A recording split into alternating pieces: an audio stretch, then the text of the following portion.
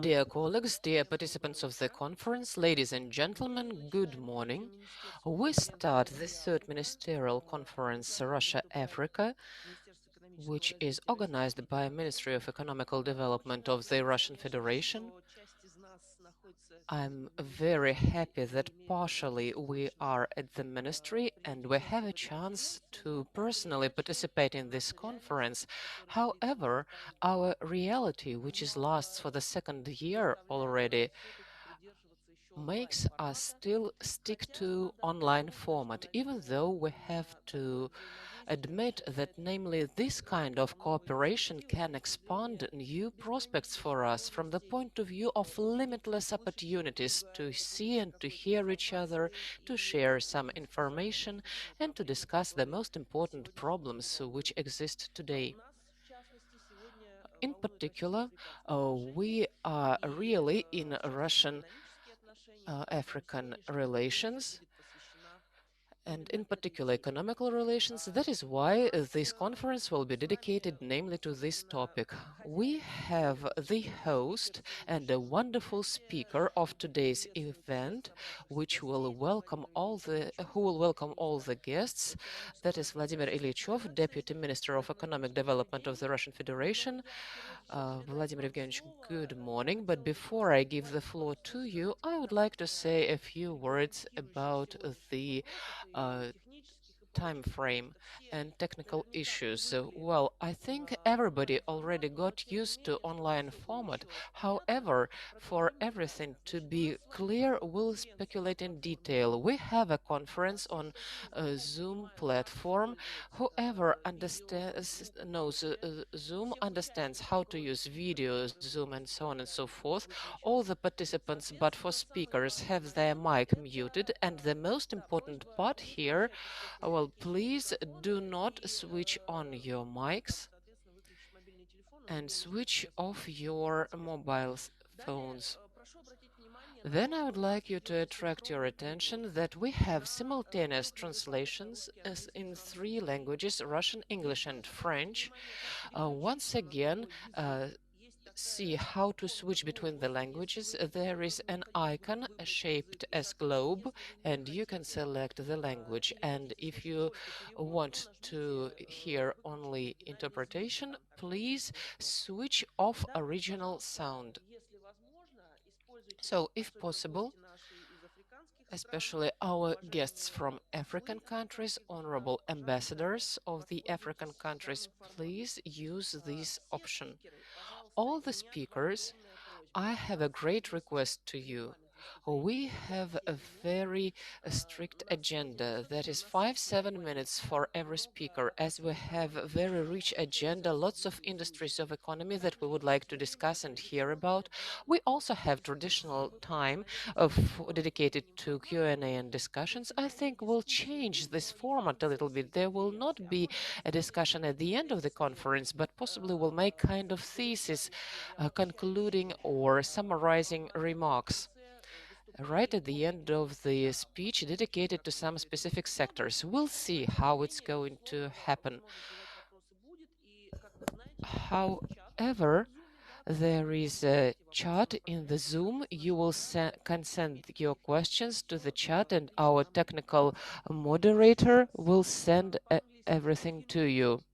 Спасибо большое, коллеги. Ну, я думаю... Thank you very much, dear colleagues. I believe that that's all I had to say about the technical part, and I move on to the main part of our conference. Vladimir Evgenievich, we are located, as we're used to say, in new reality, and cooperation with Africa in a new track is also new reality, which is going to be faced by business, by social institutions, by humanitarian sphere, and so on. Because African continent, as well as all the rest of world economy, is actually vulnerable from the point of view of developing economies in the world. But Africa suffered much more than lots of other countries from COVID-19 pandemic, as long as African countries in this or that way are dependent on some investments from outside, from tourist sector, which was almost paralyzed. Natural resources, which also had to be corrected due to the situation, and also the situation with the OPEC, with the African countries where oil is also natural resources.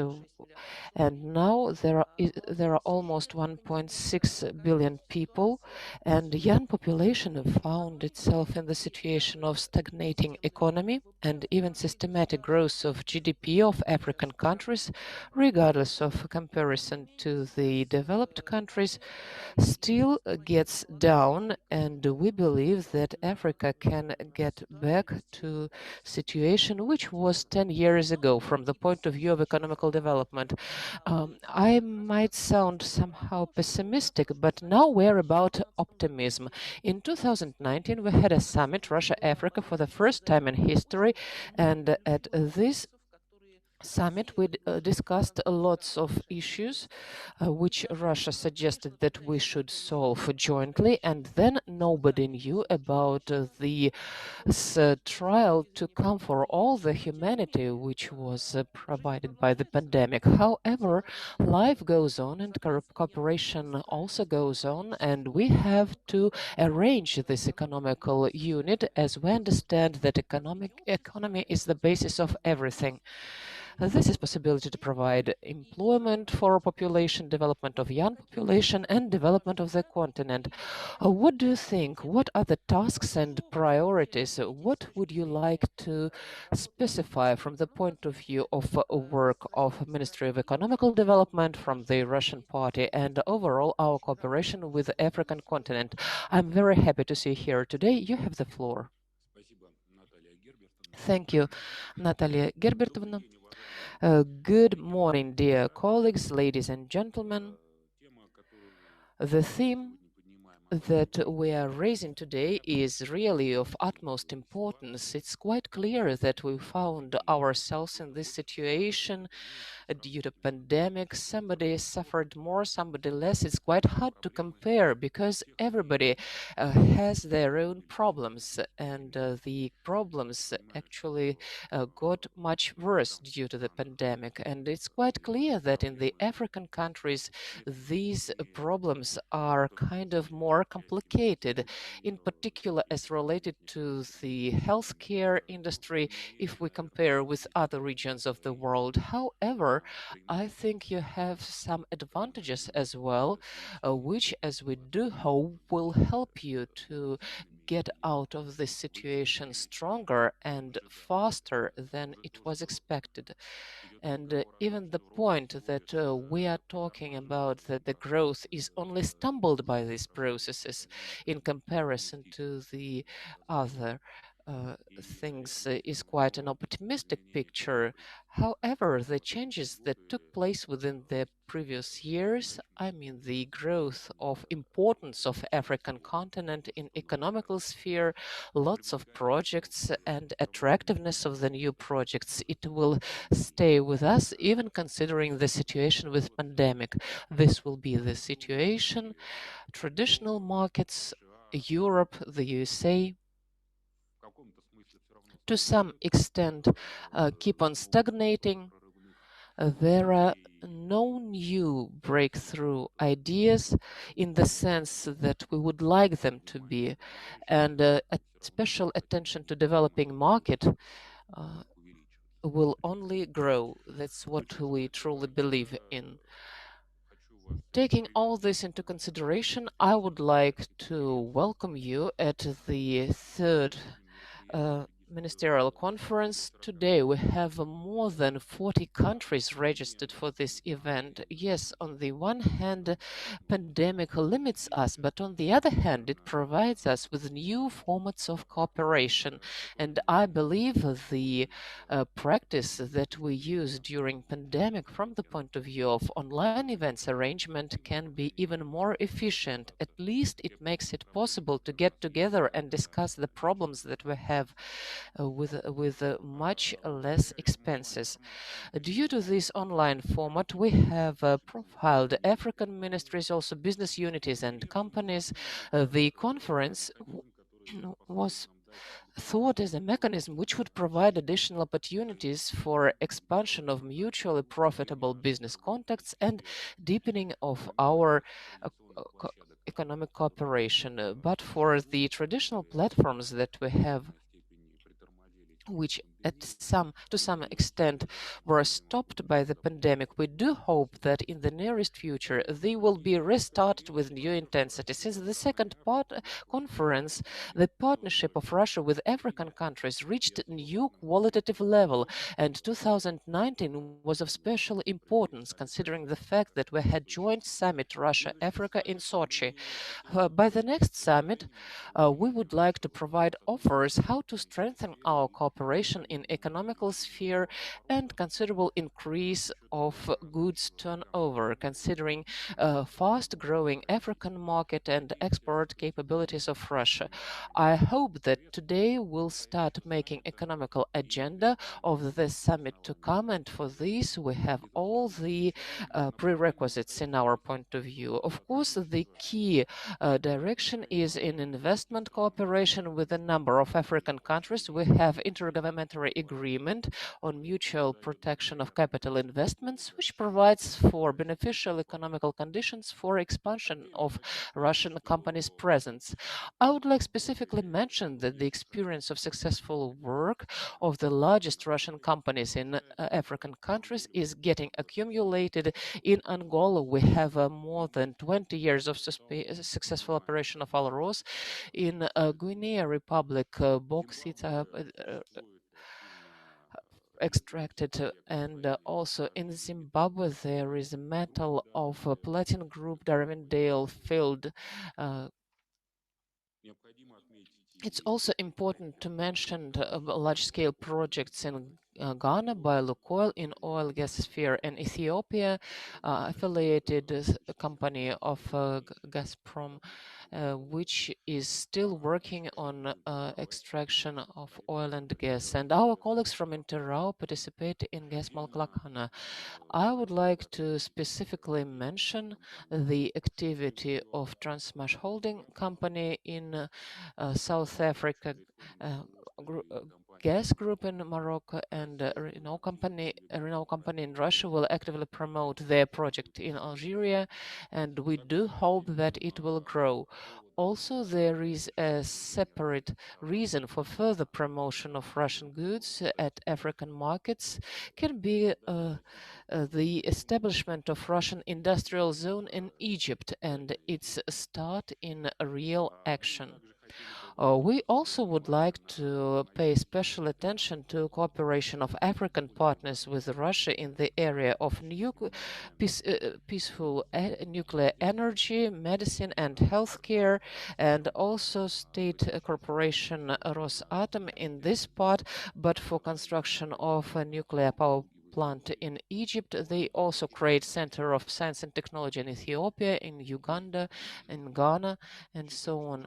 We believe that we must support high level of non-commodity export and pay special attention to this, and also pay special attention to supply and growing of supply of high technological goods. That economical presence of Russian business in African countries, from our point of view, shouldn't be limited to supply of products. We need joint projects which will solve central problems, establishment of employment positions, development of capital, development of infrastructure, due to investment support of with the help of investment support of international financial institutions.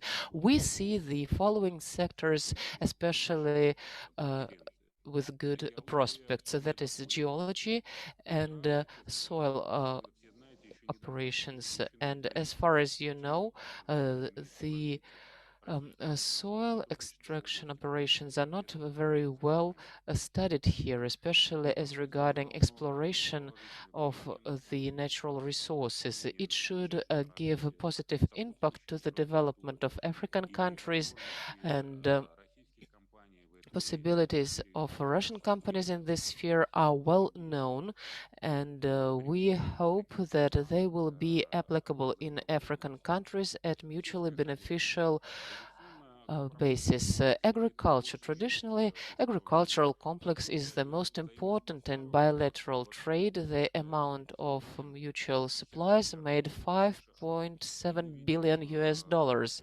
and we see huge potential in development of cooperation in this sphere, especially considering quick growth of African population, which has a number of tasks in the area of agriculture, that is innovation, methods of production, soil recovery, protection of plants, improvement of seed fund and supply of fertilizers.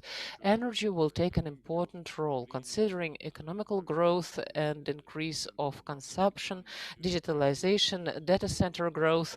All that requires new energy resources coming into operation. And in this sphere, Russia possesses competences, especially upgrade of existing power plants and construction hydropower plants and so on. Considering peculiarities of African climate, special importance is attributed to the usage of nuclear energy to cover for a scarce of energy balance. It can be a very important decision from our point of view. As to the peaceful atom, Russia has the leading position in the world and providing for high level of security. In general, the Rosatom position is probably well known. There is no need to dwell on this specific company for Russian infrastructure in Africa for in the next decade will become one of the key factors determining the economic dynamics. According to our estimations, the need for infrastructure in African continent can achieve $50 million. Many Russian companies successfully take part in the construction of railways, ports, gas pipelines, oil pipelines, regional intellectual transportation systems, which will allow to increase significantly both efficiency of the systems, provide the tracking of the pipelines. Machine building is also an integrated part of our complex interaction. Air and ground fleet of Russia have already gained good reputation abroad, and today's speakers of our conference are representatives of the company's leaders in the industry will pay special attention to that. And the last topic of our conference is the IT cooperation. African economies quickly implement best practices in this sphere. In many countries, there are already implemented or under implementation the e-government systems. I would like to emphasize that the competences of the Russian companies in the IT infrastructure sphere, provision of remote services, automation of the companies, and cybersecurity systems are recognized globally. And to conclude, I would like to especially note that Russia intends to make a breakthrough in the strengthening of operations and cooperation with African countries, which have been involved into the global chains of added value creation. In this regard, African continent is our potential business partner, which is getting special significance taking into account the current situation. To find the joint points, we need to actively build the dialogue. I believe that today's discussions will lead to good results and establishment of business context. I wish you the best of success. Thank you very much for your attention. Vladimir, thank you very much for your presentation. You are absolutely right in the part that regards to despite the pandemic and everything that's happening in the world, Africa is one of the most interesting, prospective, and priority partner. When I say Africa, I mean all the countries without exception. Of course, the pandemics, along with the catastrophic situation from the point of view of the drop in the volumes of foreign trade, including in Russia, also causes, it also opens opportunities and perspectives. Even if we consider that everything happens in digital technologies format globally, and digital cooperation with the African continent is a very important sphere which Russia would like to participate actively, and our African colleagues could probably more openly attract Russian companies, Russian experts, so these technologies could be tested, including in African territory. And this is the topic of one of our sessions, which will conclude today's conference. And we will dwell on that. Thank you very much once again, Vladimir. And now I would like, in this case, to proceed with our speakers. Once again, I remind you, dear colleagues, that you have 5 to 7 minutes to present. I would like to emphasize another important moment. You have presentations which were sent to us in advance, which you shared with us. That is why probably it was available for all the interested parties. If you are based on these presentations, I kindly ask you, please be brief. We say many serious words. It's impossible to avoid them. We have our African partners here at the conference, but at the same time, to obtain the new luggage which we will bring to the next summit, we need to start doing. We need to have deeds, not only words. I am responsible for Africa. We have a great list of companies which work with Africa. We have a great list of potential. And from this potential, something that is really implemented and which is successfully beneficial for both Russian Federation and the African countries, there are only few of them. That is why I kindly ask you that today's conference should have this practical result. Could you please tell us what is really happening? Which problems do you face? And if you have any problems, what are the reasons for that? And what are the solutions? Where we can participate? What we can offer each other? Please kindly ask you to focus on that. All the business representatives.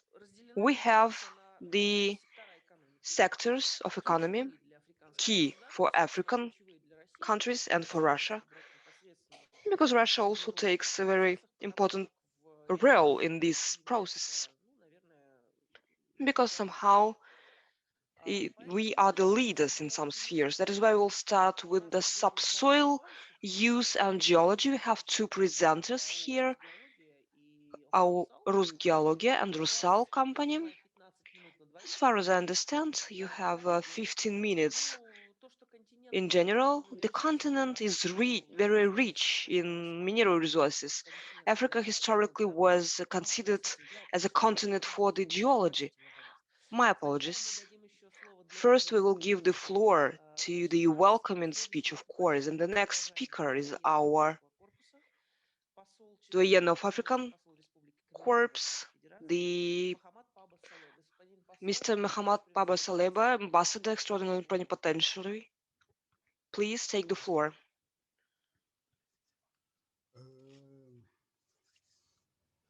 Monsieur le ministre, Madame Mr. Minister, Natalia, we know you very well in Africa, dear colleagues. In the very beginning, I would like to say that for me, it's a great honor and pleasure to take part in this meeting. I would like to join the words of Mr. Minister. He mentioned the most important sectors. These are the sectors which provide us with great perspectives for the future for cooperation with African countries, which is agriculture, energy, geology, and other spheres. They also provide us with perspectives for Russian companies, interesting companies. Africa would like, as the moderator said, would like to pay attention to more specific, more practical things, but we have two impediments. We have unique resources, and also we have a crisis related to the COVID-19, which makes economic situation more complicated, and some administrational impediments, because in all the countries we witness the fact that administration responds with a delay. At our level, we will invest all the possible efforts to accelerate the processes, to have good results. All the negotiations which are underway, or to implement the projects which we have already adopted, which will be implemented really quickly. We would like to further accelerate the procedures because 2020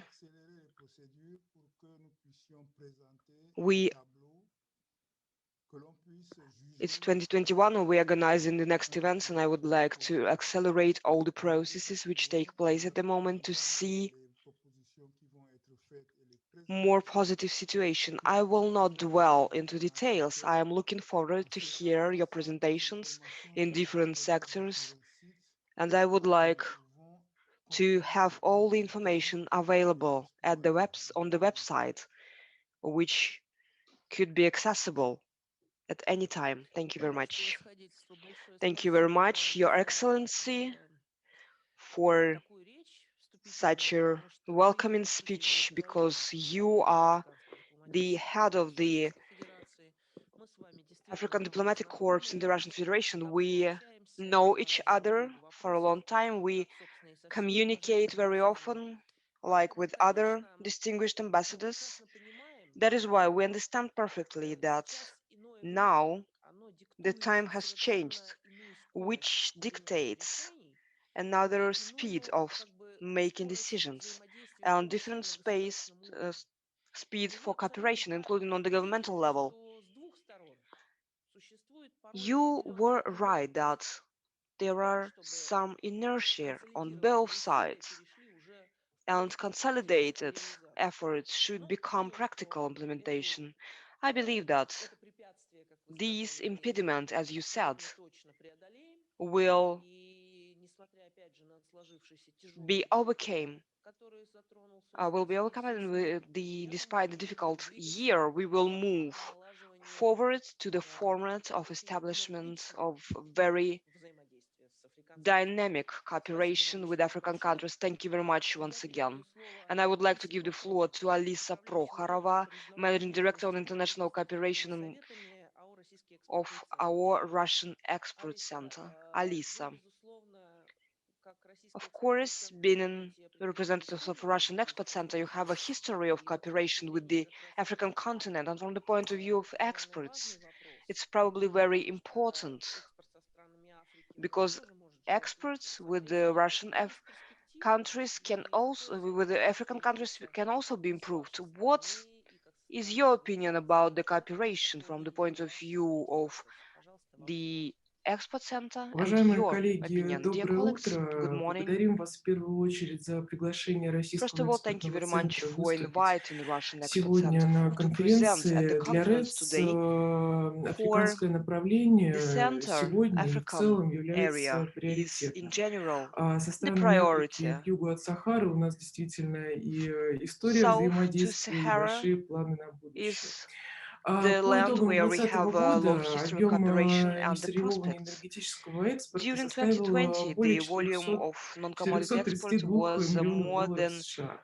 $422 Мы million оказывали US. поддержку We российским supported поставщикам по Russian направлению в 34 suppliers странах региона. working with Основные 24 направления — countries это of the Руанда, region. ЮАР, The Замбия, key Танзания, countries Гана, are Кения и Уганда. South Africa, Kenya, Если Uganda, говорить про Tanzania, etc. If we основные talk about отрасли экспортных key поставок, это, безусловно, АПК, industries of машиностроение, exports, химическая is отрасль. chemical Это industry, лесопромышленный machine building, комплекс и timber industry, металлургическая промышленность. and Сегодня, к the счастью для нас, мы agricultural фиксируем рост industry. заинтересованности российских экспортеров в Luckily, получении we как witness финансовых услуг increasing in в группе interest компании in РЭЦ, так и financial нефинансовых услуг. services and non-financial services Финансовые услуги– related это to кредитование, the страхование, и Russian Export нефинансовые Center. услуги– это Financial помощь поиск services иностранного providing покупателя loans and и searching for foreign верхнеуровневый поиск партнера. clients and searching for partners as well. Сегодня мы Today,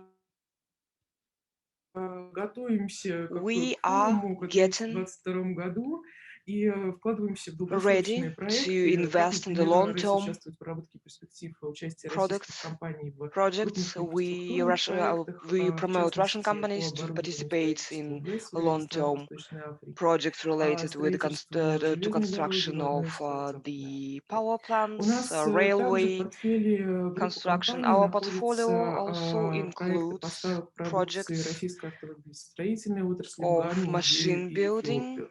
products delivery Мы to работаем над Ghana, проектом по Nigeria, etc. поставкам We work on the project of сельскохозяйственной и железнодорожной техники в agricultural ряд стран Южной equipment and Африки, railway и в equipment to a совокупности number of countries in the такая south of проектная Africa. работа And ведется in по general, such project work 18 is странам conducted in региона. 18 countries of the region. Рост количества запросов на Growth поиск of российского the поставщика из number стран of Африки к requests югу от for Сахары searching сегодня of a Russian только растет. supplier Наибольший from интерес countries south to Sahara там проявляют is коллеги growing, из таких стран, как ЮАР, especially Нигерия, from such countries Кот-д'Ивуар, as Гана, Nigeria, Эфиопия, Cote Танзания и d'Ivoire, Бенин.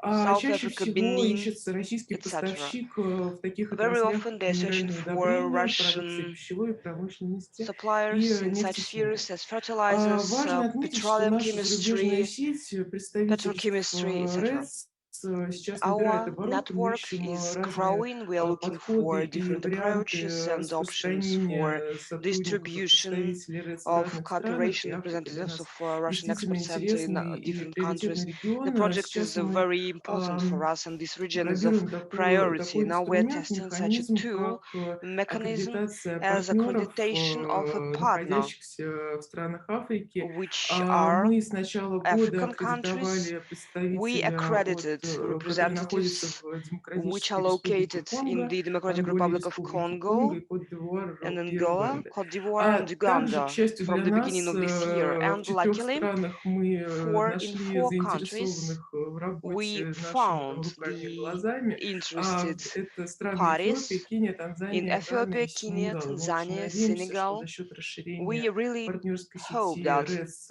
thanks to the таким образом, через expanding такой the механизм, partnership инструмент, как network, аккредитованные these accredited партнеры, мы partners сможем лучше tool will понимать allow us to рынки better understand the markets стран Южной of the Африки, не только countries of Южной, South и, соответственно, Africa, not лучше only South Africa, but проводить others, поиск And компаний, also которые search for могут, companies соответственно, which you поставлять will be able to продукцию, которая provide supply востребована of в регионе. products due to these needs Также in the region. большой акцент Also, сейчас у нас there is a делается на great accent взаимодействие on с отраслевыми cooperation организациями, with деловыми the советами стран cooperation with Африки. Мы different видим и в councils, деловых советах, и в ассоциациях ministerial партнеров, council. We которые see могут где-то помогать нам partners who can help us восполнять somewhere to информационный наш perform вакуум или где-то нам some подсказывать to compensate for те ниши information vacuum и те or to give us потребности, hints которые about the мы не видим, niches in но the которые мы needs that we do способны not see, but восполнить. that we are capable Мы of предполагаем сделать compensating особый акцент на for. And взаимодействии с we are going региональными to make special интеграционными accent on cooperation with группировками, the как regional Сообщество развития integration Юга groups as Африки, Экономическое сообщество community стран of Западной African Африки. development, economical cooperation Это of если в West African целом countries. мы That is сейчас, overall. как группа And компаний now, РЭЦ, being group of позиционируем себя как companies, we заинтересованных в position работе и ourselves очень as interested ждем in work, and заинтересованных в we are работе с really нами, waiting for поэтому по those обозначенным who are направлениям interested мы in не working with только us. очень рады As будем for the indicated обсуждать пути directions, we will be взаимодействия, happy to поэтому всех discuss ways of приглашаем к cooperation. That is продолжению why I диалога. invite everyone Спасибо. to continue this dialogue. Thank you.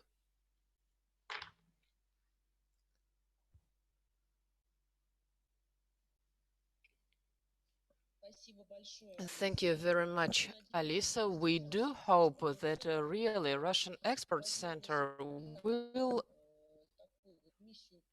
take this mission on developing this track with African countries.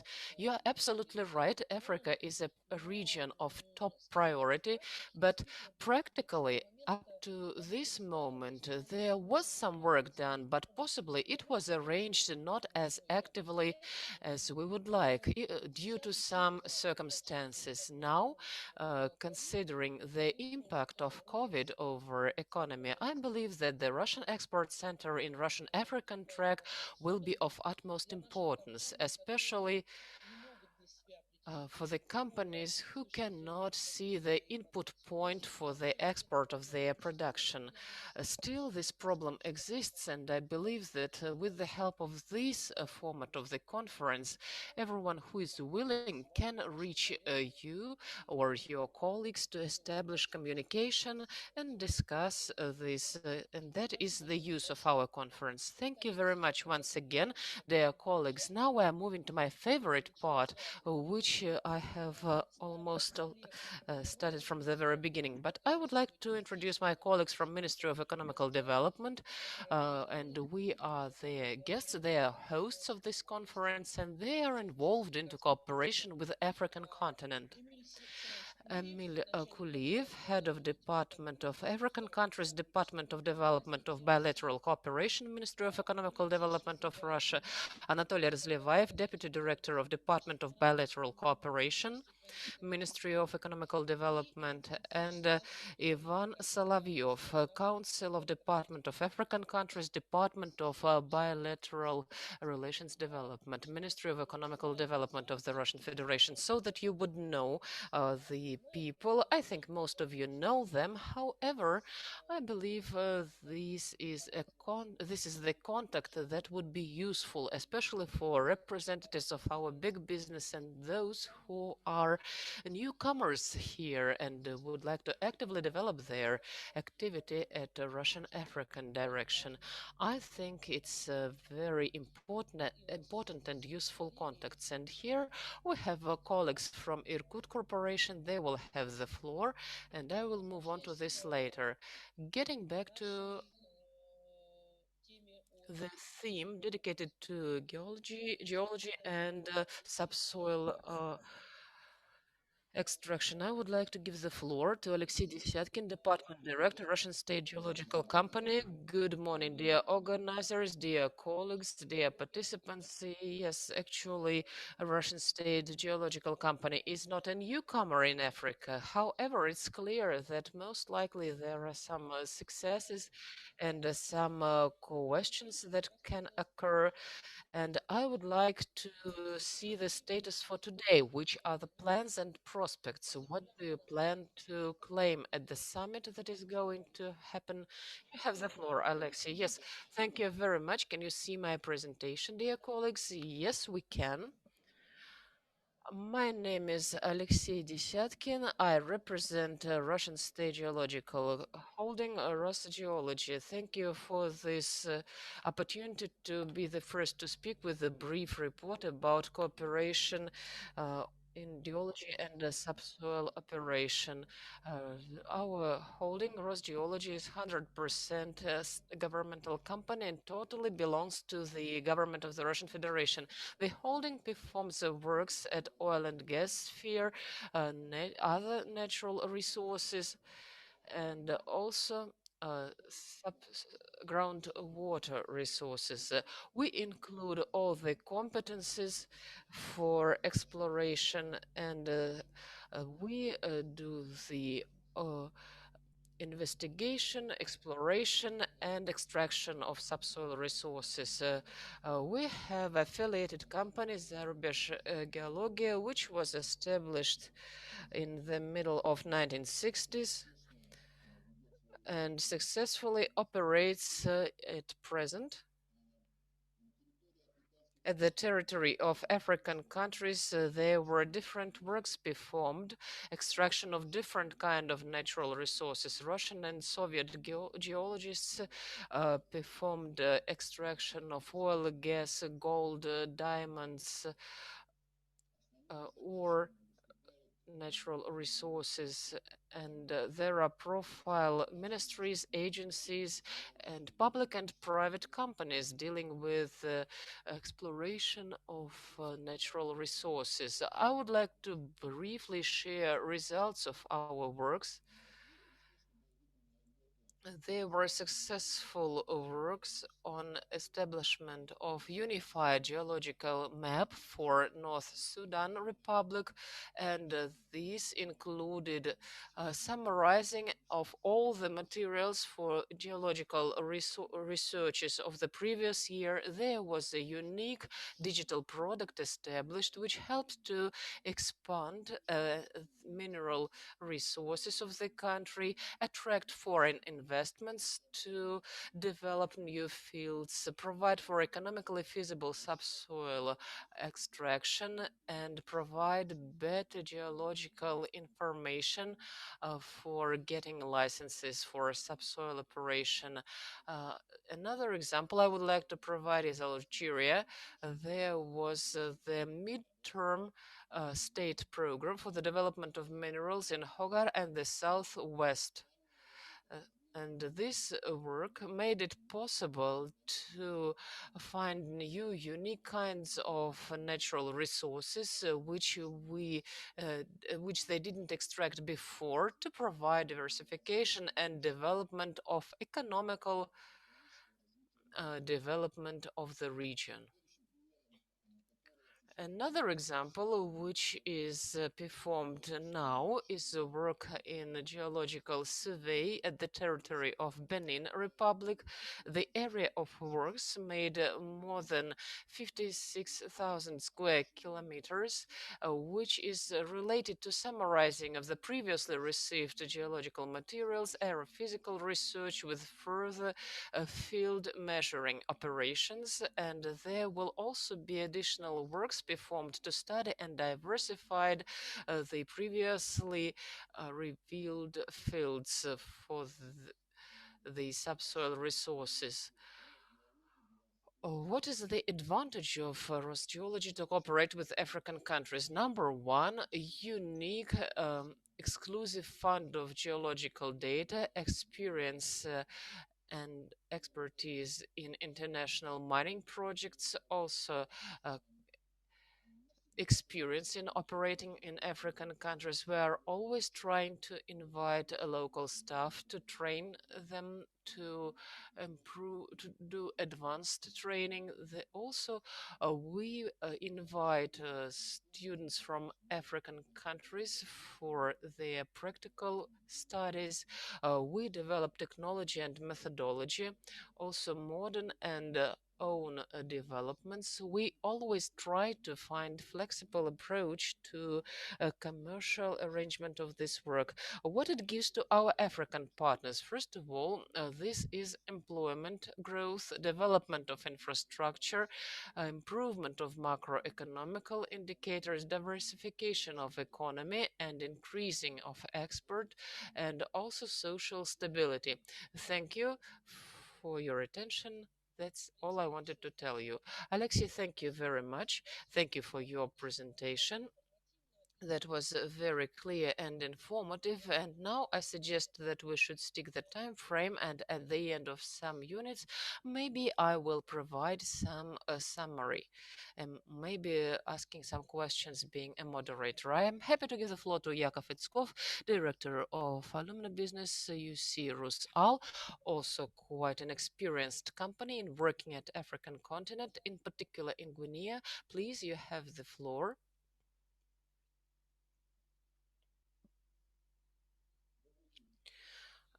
Good morning, dear colleagues, dear friends. I was really touched by the words of a moderator that we do too little in Africa and we have nothing to offer to Africa, and Africa doesn't have anything to offer to us. That is why my presentation that I have prepared actually from different perspective, I will start it with some observations that I would like to share based on my own experience and experience of our company, which works in Africa for more than 20 years already. And I should say that Russian industry is quite competitive at African market, and we can offer a lot to this market. That is energy, equipment, vegan construction, also producing new kinds of locomotives and carriages and wagon lifting equipment, pump equipment, pipes, metal rolling, pharmacy, complicated medical equipment, medical tools which are of quite demand today. Vaccines are also, as you all know, are very important today. And not only COVID vaccines, but also our specialists developed the best in the world, in my opinion, vaccines from Ebola fever, from measles, from yellow fever. Also, it's out of the question that this is education. Educational services are really in demand in Africa, in African countries, by our partners, and we're talking about a very high quality education which is offered by the Russian Federation, by our universities, not only higher education but also college education. And that is regarding all areas, not only regarding the areas that we use in everyday life in our companies working there, but also uh, the state management, security issues, and agricultural issues, medical issues. All the areas of human knowledge can be provided by Russia, and Russia generously offers this to our African friends. Investments in Africa uh, from behalf of Russian investor is an important possibility for our development. Rusal, within the last 10 years, invested in Guinea more than $500 million. But what our African friends are expecting from us, the key word for you to come to Africa should be cooperation. They expect cooperation from us, multilateral cooperation for the development of economy, social sphere, and society. And we understand it perfectly well based on the experience we have accumulated. And we are a good example of how we can and we should cooperate with African countries at a mutually beneficial basis and be part of African business and African landscape. As I have already mentioned, we work in Africa for more than 20 years already. And in the presentation that you see, please show the presentation, by the way.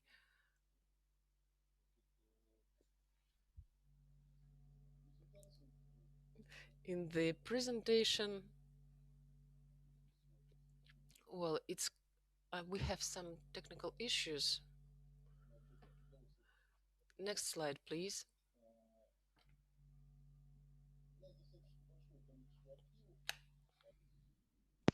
We have many assets. We build new assets, bridges, railways, and we work in the clay production, clay soil production, and new mines, geological investigation. This is something that we need, and something that our partners need is educational programs, which we have been implementing for 8 years. It's the second flow of African students study at the best universities of the Russian Federation.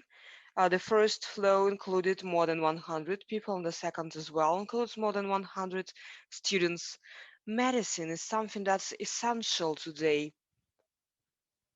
It's not words, it's real, our reality in practice. It's not our topic, but we are very active in this sphere. And now I would like to dwell on this topic. That is why our Guinea partners in 2006 has recognized our company as the socially oriented company, which is being confirmed by our projects. As you know, Rusal learned to promptly respond to the challenges of the time and to say at destiny when the epidemic started in 2015. Together with Rospotrebnadzor, in 2 weeks, we have built from scratch a very advanced clinical and epidemiological center designed for 58 patients with providing of high-tech medical care to them. The result is that the mortality rate was 2 times less during the epidemic times. When the COVID started, this center started working with patients positive to COVID-19. Our laboratory was the first in Guinea making the COVID test in February 2020. And we have transformed this center from the provision. My apologies, we are out of timing. Please, could you finalize? If you I have to finish it, but thank you very much. I didn't like how you moderate. Morning is very different for everybody. You were absolutely correct. I was surprised that you are listening very strange way. We're talking that Africa has a huge potential to offer African countries, and you were correct. African countries are not ready to give us something. First of all, they are willing to accept many projects. This is the key moment, which you have already noted. They are waiting for cooperation. The question is different, that we have only few companies like Rusal, which have 20 years of successful experience. You know that the experience was different, but it's fine. And your African presence could be something that you shall be proud about. The corporate and social responsibility of Rusal company is well known not only in Africa. This is the moment, this is an example of how Africa is looking forward for cooperation, and in these areas should be developed. You are representatives of the mining industry, which is a consuming sector, but you developed your business so the way that you are solving the problems of African countries in the regions where you're present. It's very important. Could I add a couple of words about the problems which we have? I apologize, but you have only 2 minutes. We have a dialogue. It's not only the presentations demonstration. As the doyen of African Corps said, that the bureaucracy issue is one of the key impediments which impedes, including Russian investment to Africa. The countries which we couldn't enter was there were countries we couldn't enter, and we faced this bureaucracy, the problems of execution, and this is where it ended. It happens very often. We have some problems in Nigeria, as you know. There is a fight for the right to invest. There are people, there is a desire to invest, and there is such a, to say, mismanagement on behalf of our partners. What we are offering, very often we would like to receive the payment for that. African countries would like to pay the resources, but not the monetary funds. And this is something that we have to understand, preparing our market to accept the resources which African countries are ready to provide us with. It should be a two-way road.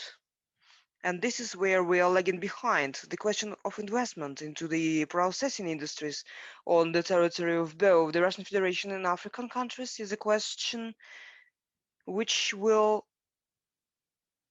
be solved, which has to be solved in the next decade, taking into account the experience of other countries.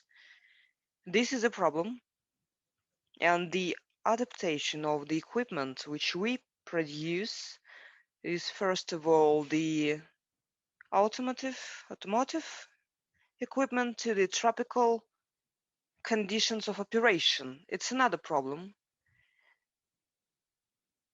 It's our great problem. Service center for maintenance, the supply of spare parts, logistics is a very complicated issue. You are absolutely correct. I have unfortunately to interrupt you because we have this special section of the machine building and equipment. I have to respect other speakers and to provide them with an opportunity to speak. Thank you very much for your presentation, and the dialogue is also very important. I believe that such conferences should take place in a format of a big dialogue, and maybe the next time we will have less presentations, more conversation. Dear colleagues, we move forward to the next section, industry. This is the priority for African countries, taking into account that its unique climate, flora, fauna, etc. That is why the agriculture for African countries is a key sector of economy for some countries. Of course, the exports and imports is also very important. That is why I would like to give the floor to Gleb Nazarov, Head of International Development Department of Fosagro Public Joint Stock Company. We have two companies which are involved in fertilizers production in this industry, and the companies are very successful at the African continent, have already proved their presence in some countries. Gleb, please take the floor. We would like to listen to your presentations. What's the news? What's interesting taking place? What are the perspectives? Dear colleagues, good afternoon. Fosagra for a long time had been working in Africa. For us, Africa is one of the top priorities of the international strategy of the company development. We export our products to 21 African countries. In 2019, we opened our first regional office in Africa, in Cape Town, South Africa. We supply a big range of mineral fertilizers, phosphates, technical phosphates. For the 4-year period, our exports grew by 2 times, almost doubled. From 300,000 tons in 2020, it was 600,000 tons of fertilizer supplies to Africa. In addition, we work in Africa together with the UN agencies, the Agricultural Agency of UN, together with which we implement the project of the laboratories, so-called RESALAN. Together with FAO, we also produce the medical kits, which allow the farmers to analyze the soil at their land plots. Also, Fosagra pays much attention to the pure fertilizers with a low content of metals, cadmium, and other minerals. Together with UNESCO, we organized the award for scientists, which is called Green Chemistry for Life, and the company provides grants for the research in this sphere. These grants were provided to a number of scientists from African countries. What are the advantages of our products, fertilizers? Eco-friendly fertilizers, which are produced from the pure sulfur and ammonia, which are produced in the very eco-friendly area. and does not contain any elements, heavy metals, etc. Our fertilizers have a very delicate impact on the soil, subsoil waters. At the same time, it contains a big volume of phosphor, which is required for the plants. In addition, Fosagro includes the Scientific and Research Institute on fertilizers and medicine, which is called NIIF. Within the frameworks of this institute, we develop new types of fertilizers, special compositions for each region because the soil is different, the demand in the chemical elements is also different. And this institute works including for make our products fit the demands of the farmers in every region of the world. We work with scientists, as I have said, from different countries of the world on different topics, not only in the sphere of pure fertilizers, but also development of new types of fertilizers, new compositions of fertilizers. What are the possibilities and what are the prospects for Africa? We consider what partnerships we are looking for. The first is distribution of fertilizers. As a rule, we deliver our fertilizers to the border, then we proceed with custom clearance and sell it to distributors which sell fertilizers at the internal market of the country. As I said, we supply fertilizers to 21 countries in Africa, and we have many other countries, potential partners. We have opportunity to grow in cooperation with African partners. The second area is packaging. As a rule, our fertilizers are delivered in bulk, and local packaging facilities will facilitate their delivery, their sale, and of course it will provide additional jobs in African countries. Number 3 is industrial and scientific cooperation.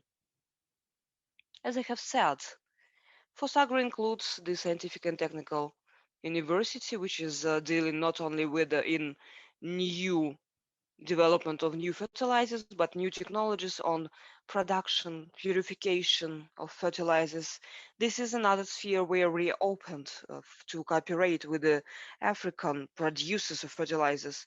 We are willing to share our experience, our technologies, to provide support, to help them in establishing their own production sites. And the next sphere is education. Fosagro is actively promoting pure fertilizers. And one of the very important aspects is increasing awareness of farmers about the advantages of the pure fertilizers. Together with African partners, we are willing to take part in such educational programs. If something of our activities will be interesting for African countries, my contacts and my colleagues' contacts are available in our presentation. Please feel free to contact us anytime. We will be happy to help you. Thank you. Gleb, thank you very much. And could you please tell, have you happened to cooperate in Fosagro from the point of view of scientific and educational process? It's really very important. It's kind of localization.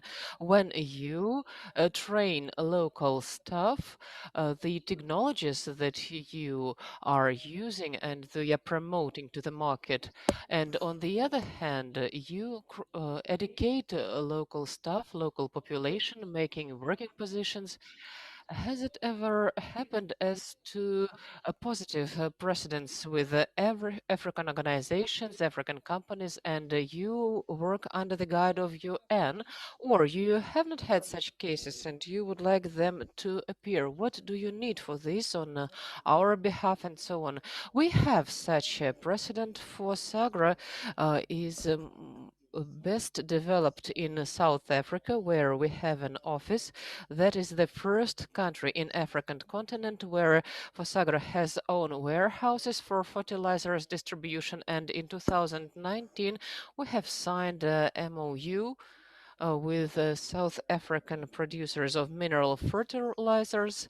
And now we are communicating with our South African partners. We consult them on development of their own phosphate fields. And the peculiarity there is like that. These fields, as to the composition, are very similar to those that we have in Russia. And that gives us a common basis for mutual understanding and cooperation. And in other African countries, we do not have this kind of experience. We know that there are fields there are producers willing to produce, and we are ready to participate. Gleb, thank you very much.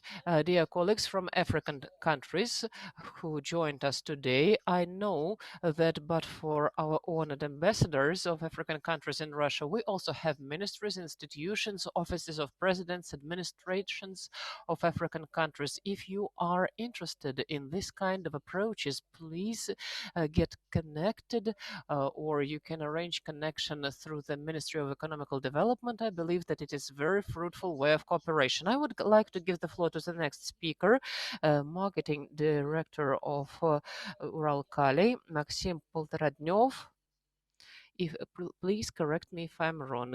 Good morning. Actually, it's Poltoradnev. Good morning, dear colleagues. So I would like to introduce a group of companies.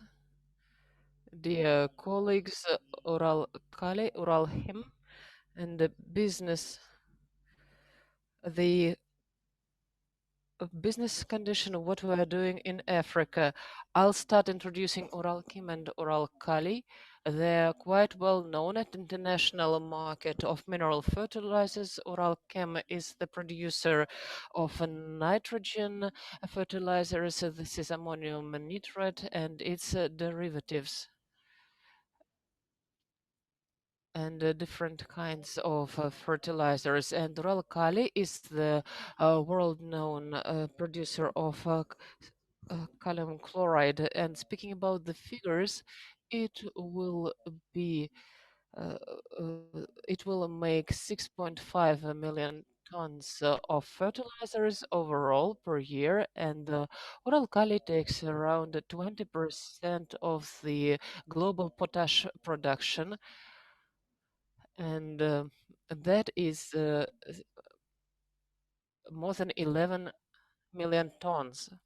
Both companies have their production in Russia, and all of the production are located in Perm, and they control the whole chain from extraction up to delivery of fertilizers to our partners, to our clients, and through own fleet of specialized mineral vessels, and they deliver it to more than 70 countries in the world. And the business is controlled via a network of representation offices, which are located in the regions of main consumption of fertilizers all over the world and in Africa.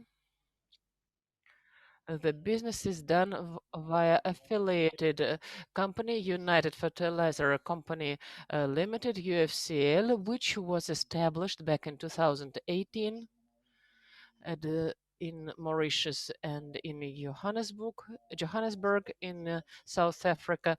Our products are not new for African continent. We have already been supplying this for decades, and now UFCL is providing for African clients such an opportunity as to purchase the fertilizers directly from the Russian producer without any intermediaries.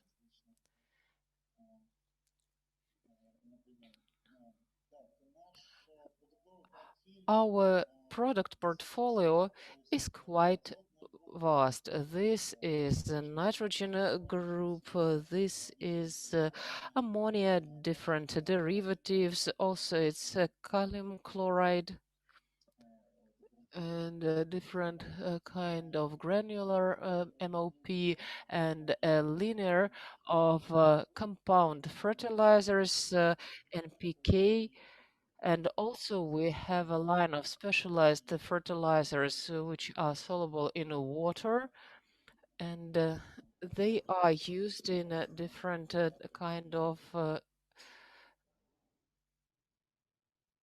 applications. These fertilizers are quite popular in Africa. Why are we concentrating in Africa? I will not speculate about well-known facts as growth of population, growth of demand in food, in agriculture. I only would like to mention that our company, of course, views this market as a market with high potential. For instance, the Kelem application is 26.5 kilograms per hectare, and in Africa it makes like 3 kilograms per hectare.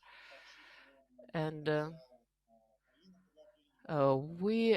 potential for potassium fertilizers is around 7 million tons. And now we supply our products to 30 countries. In Africa, this geography is always growing. From year to year, our market share shows stable growth. And even today, we can report about quite good growth of trading, but the products is not only what we provide to our clients to the African continent. We also promote an idea to share knowledge about nutrition of plants, about using of mineral fertilizers to our clients and to final end users, that is to farmers. That is why we cooperate with the leading experts at mineral nutrition in Africa.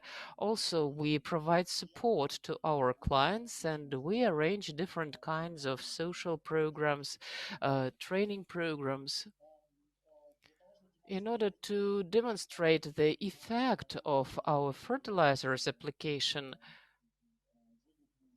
and the profitability of using this in comparison to traditional nutrition scheme, we arrange different events such as a day of field, some exhibitions, and so on and so forth. Here at the slide, you can see an example of a person standing at the background of corn field, and on the left you can see the option where he is just standing against the corn with traditional applied fertilizers, and on the right you see the effect from additional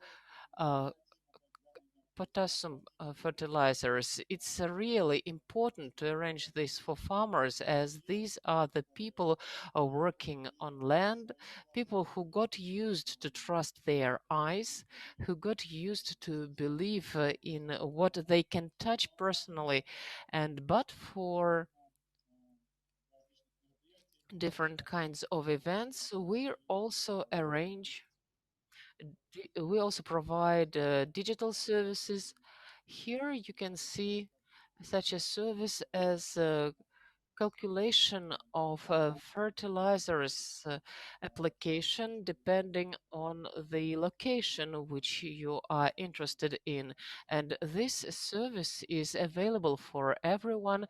It's available at our website, and any farmer willing, be it a farmer from Zambia, Ethiopia, Kenya, can enter our website to the deep part of own field and see how much fertilizer is required depending on the type of soil and the chemical composition of soil. Maxim, we are pressed for time. And the last slide, that is the last slide. And This is the combination of services as traditional businesses, digital services, and social program make us most attractive partner for our clients, and high technological companies and our farmers, our clients, are in the center of our attention. That's always. Thank you very much for your attention. I'm sorry for this small delay, and I'll be happy to communicate with you. Thank you. Maxim, thank you very much.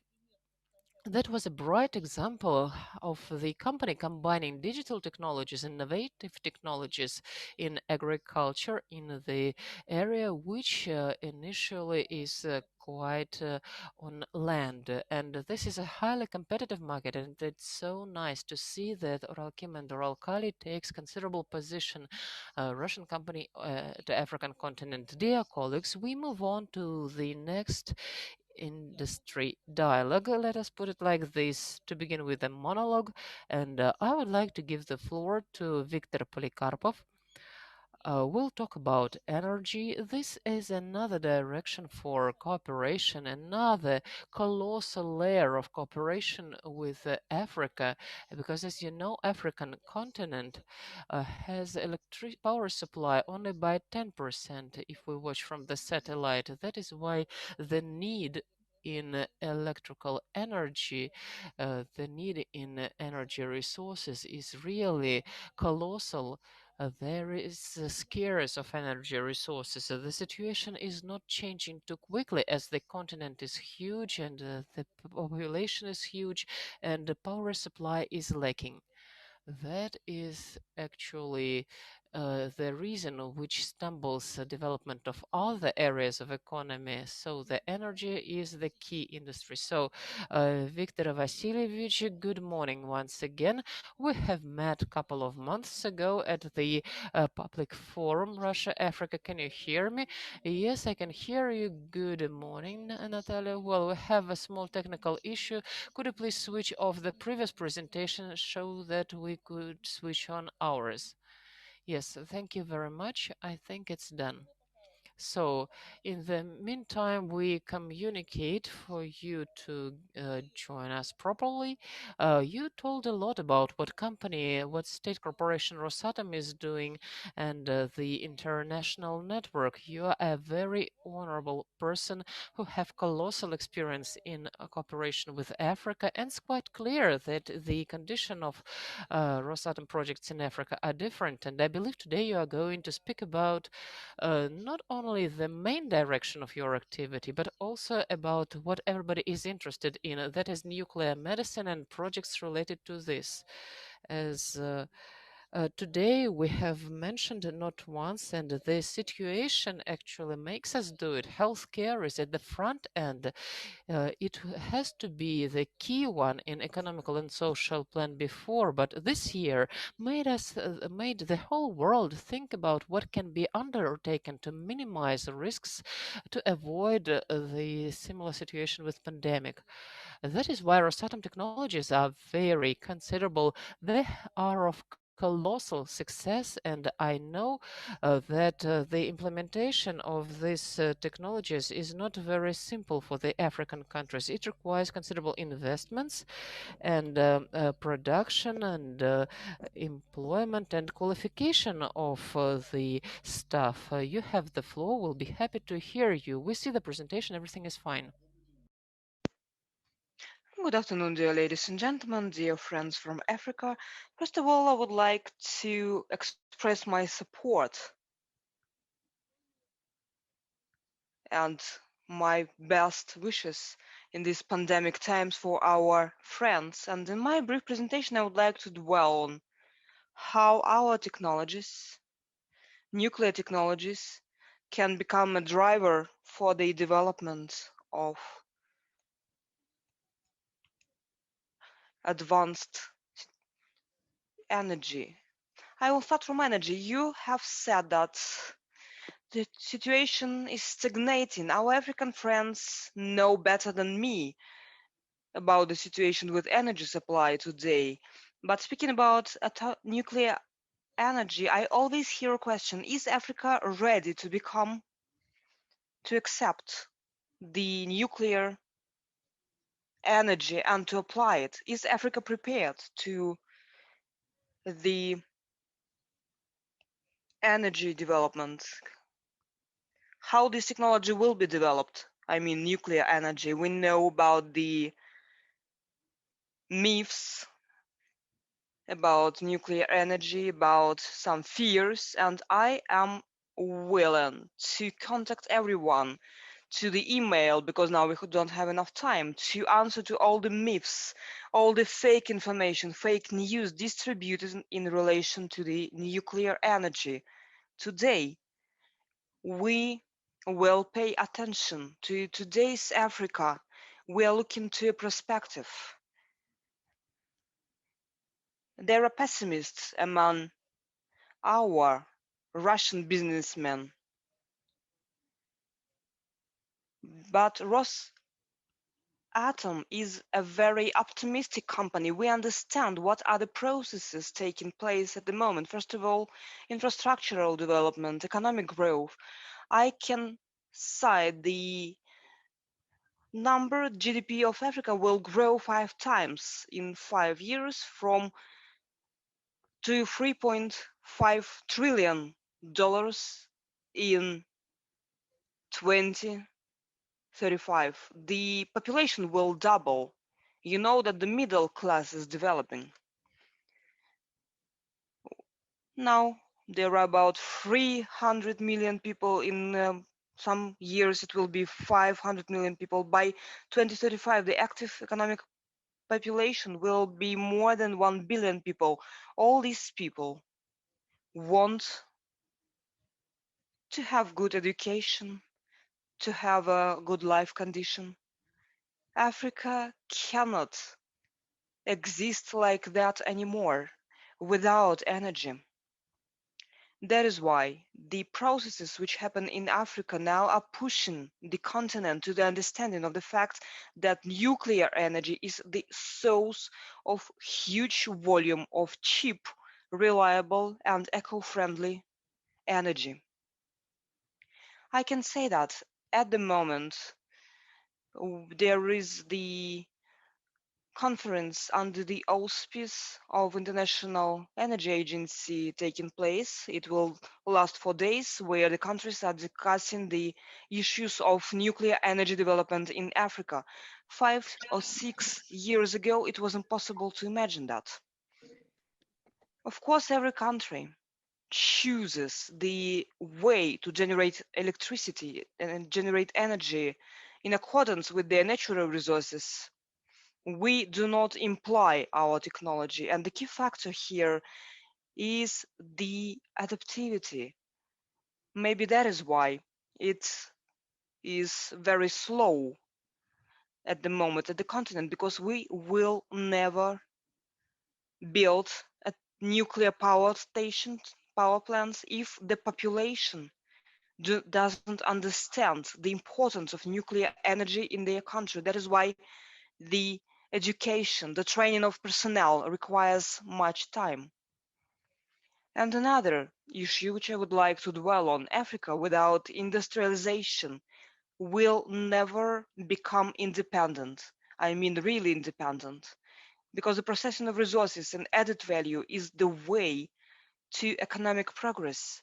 Today, unfortunately, Africa has only 3 to 5% of the value of the produced resources. If Africa wants to have all the resources, all the treasures, it has to implement industrialization, which is impossible without good and reliable sources of energy, without basic energy generation. Mineral resources, for instance, they contaminate atmosphere, cause chronic diseases, greenhouse effects. Green energy, hydro energy, my colleague will dwell on that in the next presentation. Of course, it's very important for the country, but there are African countries where the rivers are not enough. The renewable sources is another topic that we are dealing with. wind energy. It's important, but it doesn't solve the long-term problems of industrialization. Next question is why Rosatom? Because we are the only company which produces the most advanced reactors of the last generation, T plus system of passive and active measures. Rosatom builds 36 energy units in 20 countries, in 12 countries of the world, and we operate 38 reactors in our territory. Our joint capacity of Rosatom of the nuclear capacity more than 30 gigawatts, more than the whole Africa produces, the majority of countries south to Sahara. Good solution is our floating power plants, which can be activated quickly, connected to the network, and they can solve issues of energy supply very quickly in African countries. If we talk about the nuclear power plants, it's not only electricity, it's provision of economic breakthrough, because the nuclear energy means new industries, new personnel training.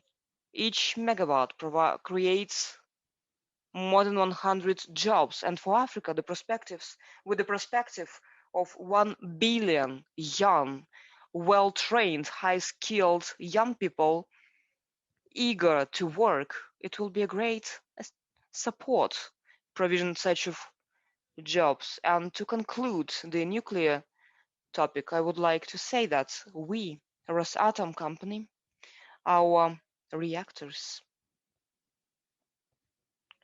our construction sites, training of personnel is very important, which is also performed by Rosatom. Today, we have dozens of African students studying to become the nuclear scientists and implement the projects which will for sure take place in Africa. Also, I would like to dwell on some more technologies provided by Rosatom. Unfortunately, we are limited in time. Yes, I remember just a couple of words. First of all, the nuclear medicine development. You know that today in the region of Africa south to Sahara, there are about 750,000 cases of cancer. 500,000 people die. Our centers for nuclear medicine could solve these problems. Another area is the agriculture, where we are also involved. First of all, it's preservation of the crops.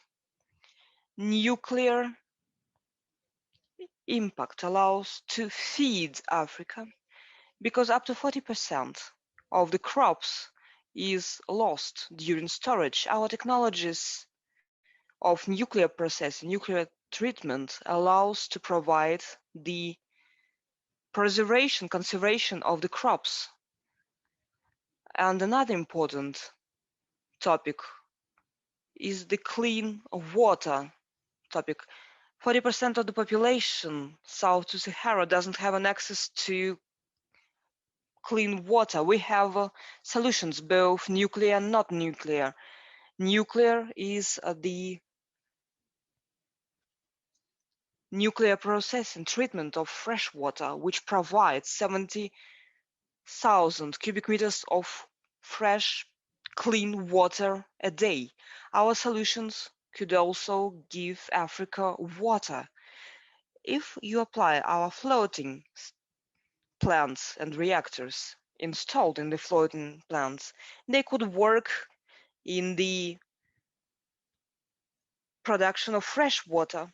Very often I'm asked, You are doing something, you present at the continent, and we really present on the continent. We work with 12 countries at the moment. This is our presence to a certain extent. Yes, we are involved in all these technologies, so we're present at these countries, but there is a African saying which says that if tomorrow you're going to achieve a lot, start doing something today. What are we doing today is doing something, just some steps. We are doing a lot of different things, which, together with the prospect of Africa, will give positive results in the future. And I believe that all of us will solve all the key issues, but only together with our African partners in front. Thank you very much and take care, please. Thank you very much, Victor. There are two problems. The first is financing. Despite the technologies and despite the importance of the industry, Rosatom provides the most advanced solutions. It's not doubtable. But to go to Africa and to implement the projects, you need two things. First is financing, which is difficult to achieve, for example, because the corporation is not willing to finance all the big scale products. And the second is awareness, as you mentioned, which shall be built by Rosatom from the point of view of education of the population in regardless of importance of nuclear energy application, because you know that the decision of the population is important, but the population of Africa is not informed to the necessary extent, including about technologies which Russia offered to vote pro. It's a very important moment. Probably we can discuss that later. And I'm just summarizing. Dear colleagues, once again, I would like to remind you that we have timing. Please, 5 minutes per speaker, because we need to provide everyone with the opportunity to speak and to follow our agenda, because we have many speakers today. Please respect each other. And taking into account that, of course, Zoom provides us with the opportunity to talk to people all over the world, we are still limited in time. Please respect timing. The next speaker will talk about the hydro energy, which Victor said, Alexander Leskis, Hydroprojects Institution. Alexander, I give the floor to you. Good afternoon, distinguished colleagues. I represent one of the most pure energy sectors, which is the hydro energy. I would like to represent the Institute Hydro Project, which is within top 10 companies in the world in the sphere of design of hydraulic structures in terms of commissioned projects. We are part of the largest holding of Russia, Rusgidro, open joint stock company, where the public participants is 64%. There is the number. There is the structure of our personnel potential, about 800 engineers and technical specialists, about 35 candidates of technical science, and 8 doctors of technical science. Our competencies include design of unique, one-of-the-kind sites of hydro energy and water use.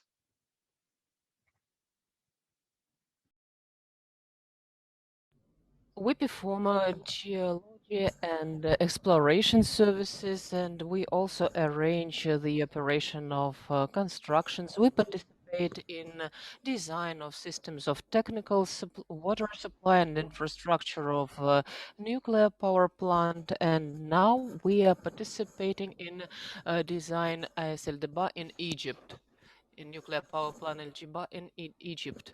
And there is the geography of our projects. Most of them are constructed in Russia. These are around 250 hydropower plants. And in the African region, these are 12 HPPs, including the famous tall Aswan NPP. That is the object which we started our economical activity with this dome. And these are the objects which were constructed with our participation, and in different colors you can see the regions where we either perform contracts or where we have negotiations. In particular, I have mentioned Egypt. Now we are performing engineering services for NPP and NDBA, and we also have negotiations with the government of the country about the research of High Osman Dome with the new methods of microseismic ranging.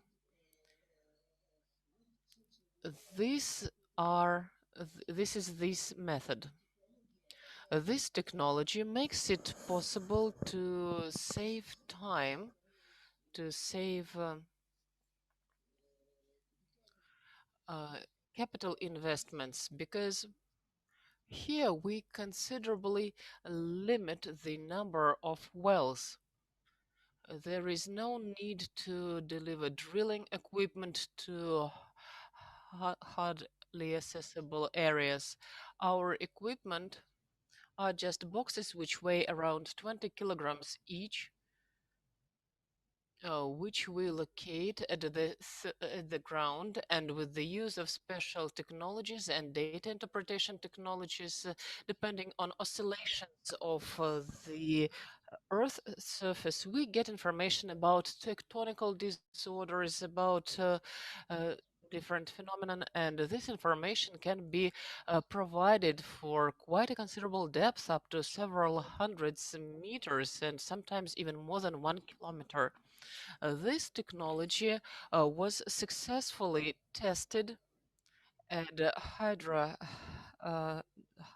Hub in Laos, 250 megawatt HPP, and the Hydra Hub started in 2011. But the problem is that during the construction, our friends from Vietnam faced with a problem, and there was a tunnel through the landslide, and the station had to cut the slope, and it started moving, and it tore the pipeline away. And our colleagues from Vietnam tried to fix this problem thrice by themselves, and 3 times with the interval of a year, they had the same fractures at the same place. When they invited us and we used this technology, we found out that the diagnosis. And at present, our client, who is developer of this Hydra Hub, had to provide a new water supply tunnel, which is quite an expensive thing, but then they will be quite peaceful. So they will soon start operation of this tunnel. And to illustrate my speech, I would like to show masterpieces of our engineers, and I have already mentioned the tall Osman Dam, which during the period of its existence, which is longer than 50 years, saved population of Egypt, first of all, from disastrous floods, And for several times there was a drought during the period of that. The water resource dam could somehow compensate for this problem. Together with the Technoprom expert company, we participated in construction of Hydronaut in Angola, and at that it was the largest hydropower plant in Angola.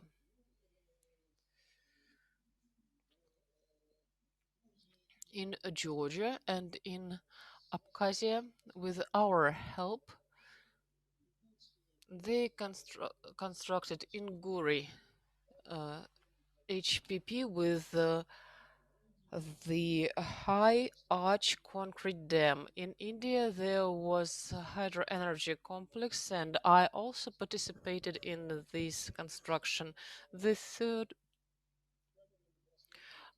rock fill, which is more than 260 meters high.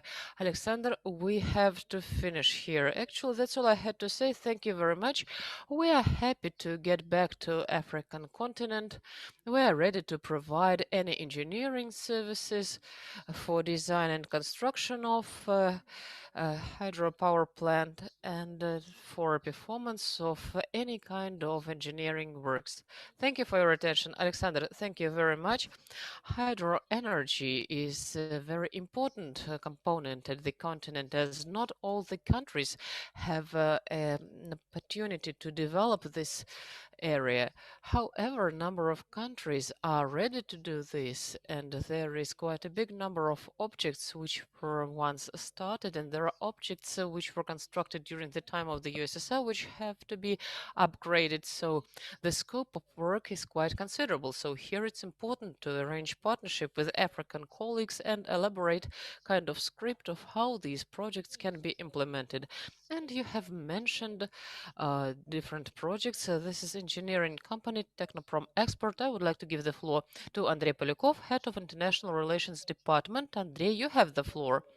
Thank you very much, Natalia. Good morning, dear participants of the conference. I'm happy to have this opportunity to welcome you on behalf of engineering company Technoprom Export and to briefly speak, to be exact, to remind you about the possibilities about market offers to African market. Just a moment, we'll switch on our presentation. Engineering company Technoprom Export continues activity of the Soviet unity from 1955. The brand Technoprom Export provided around 400 projects in 50 countries on the world on construction and reconstruction of electrical power supply objects, a power line, and the infrastructure. Among those are the objects in 80 countries of Africa: Angola, Egypt, Algeria, Morocco, Libya, Ethiopia, Zambia, Guinea-Bissau. At that time, Technoprom Export successfully performed tasks on management and operation of largest objects in African operations, such as S1 hydro energy system, including the high S1 dam in Egypt, Malkokan in Ethiopia, large electrical power line complexes in Egypt. And today, engineering company Technoprom Export is still specializing in technically complicated projects in electrical energy. I mean,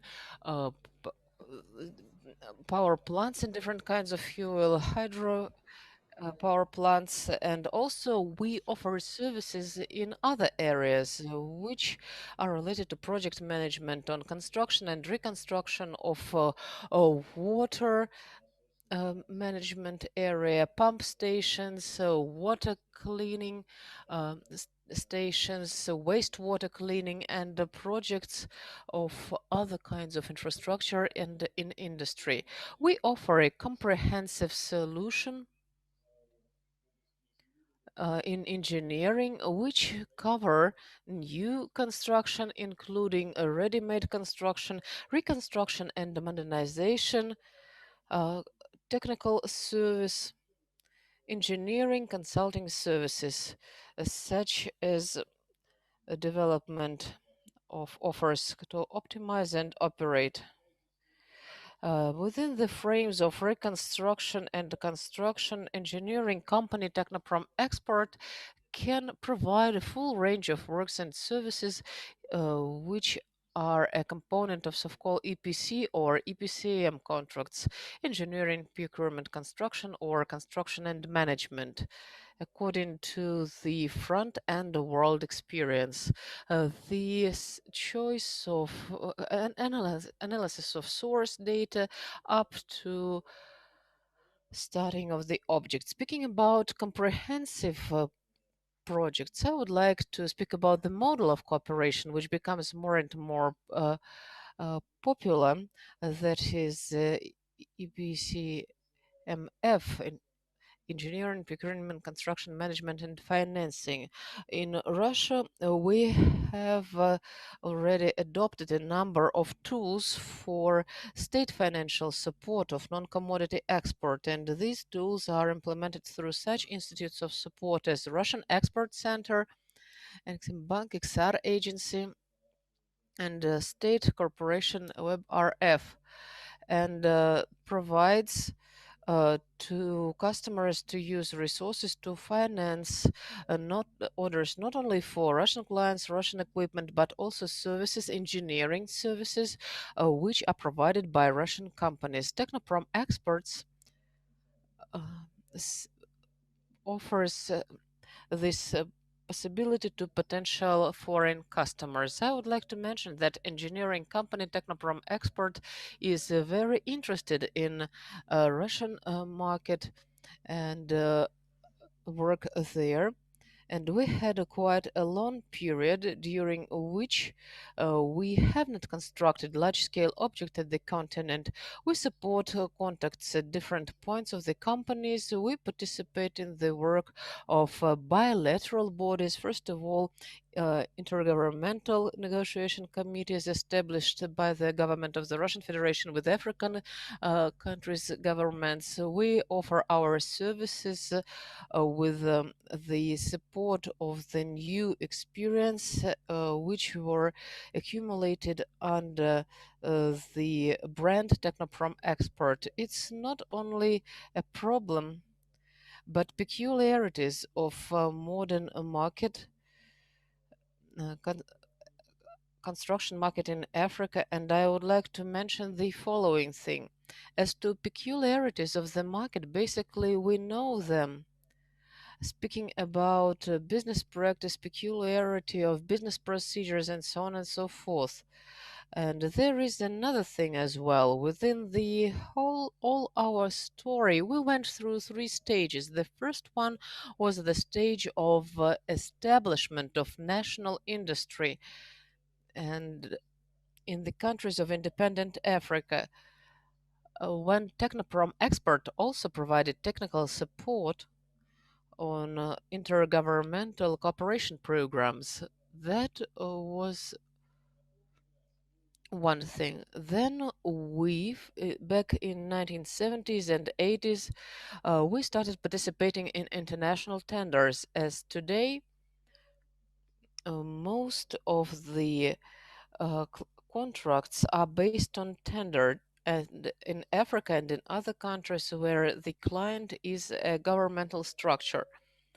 Now we see the third model of cooperation, which becomes more and more popular, that is concession projects, projects of private-public partnership, because when African colleagues and partners express their interest in construction of different objects, more and more we speak about an offer to co-invest into these projects and also become the operator of the objects, which is build or operate basis and build on operate transfer. This is a challenge for today for us and for Russian business overall, because that is totally a new model of cooperation.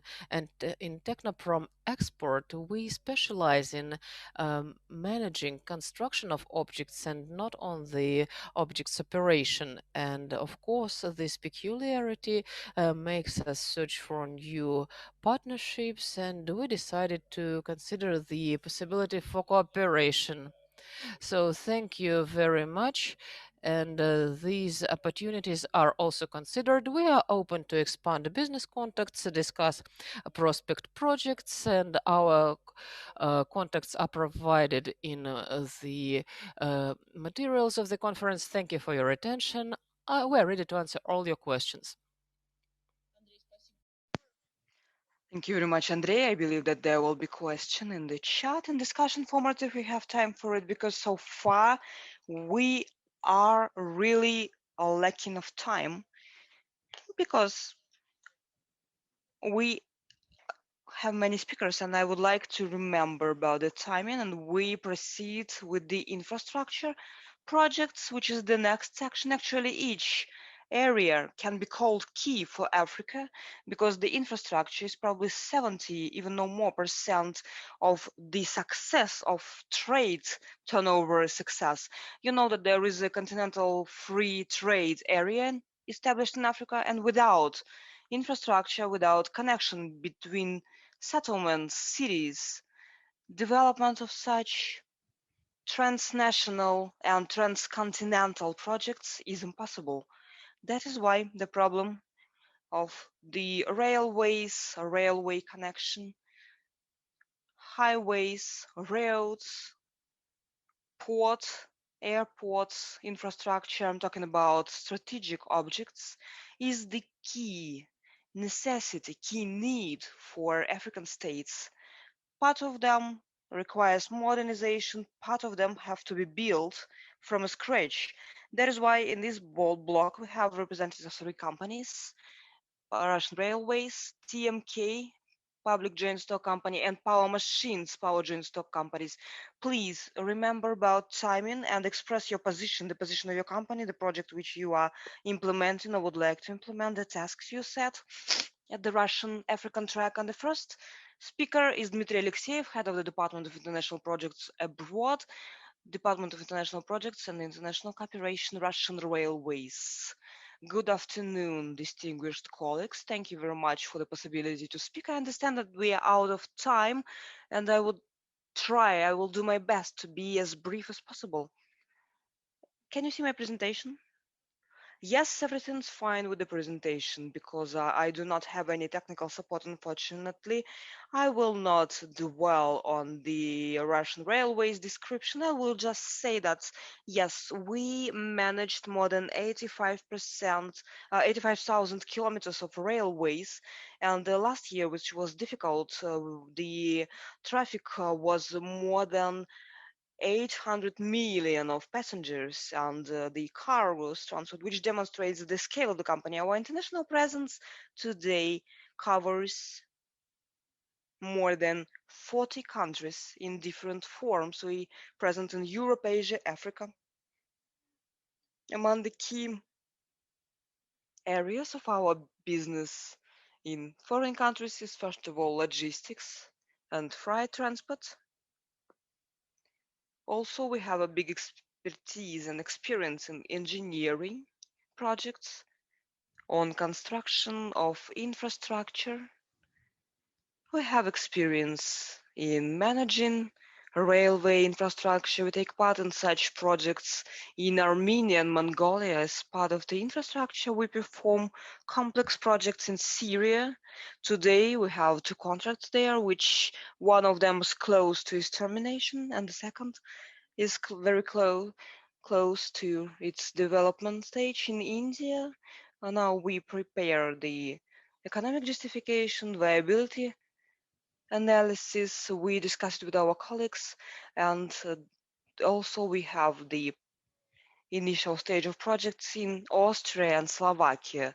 As for the African countries, I will expand on that probably. We have negotiations underway with colleagues from Egypt, Tanzania, and Ghana and other countries about possible participation of the Russian railways in the project. I beg your pardon.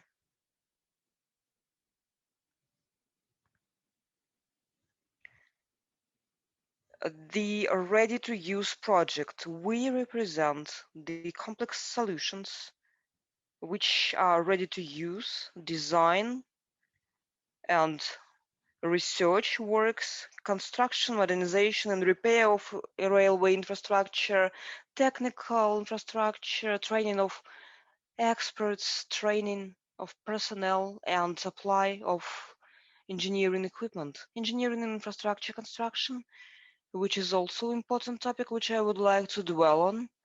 The task which we are solving here is improvement of infrastructure, first of all, enhancement of safety, efficiency and speed of the traffic, development of terminal facilities and adjustment territory, optimization of operating maintenance cost, technological advantages in general. As for the prospective projects in Africa, as I said, we have negotiations underway with colleagues from a number of countries. In particular, we consider an opportunity of participating in projects in Angola, Botswana, Egypt, and other countries.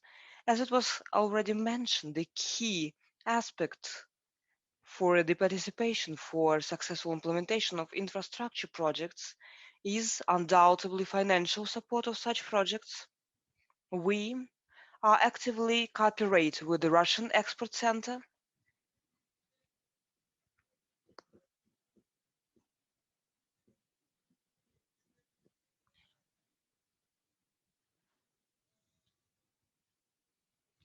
And with the VEP, and now we have consultations underway with the with African Export Bank, which is also interested in implementation of a number of joint projects.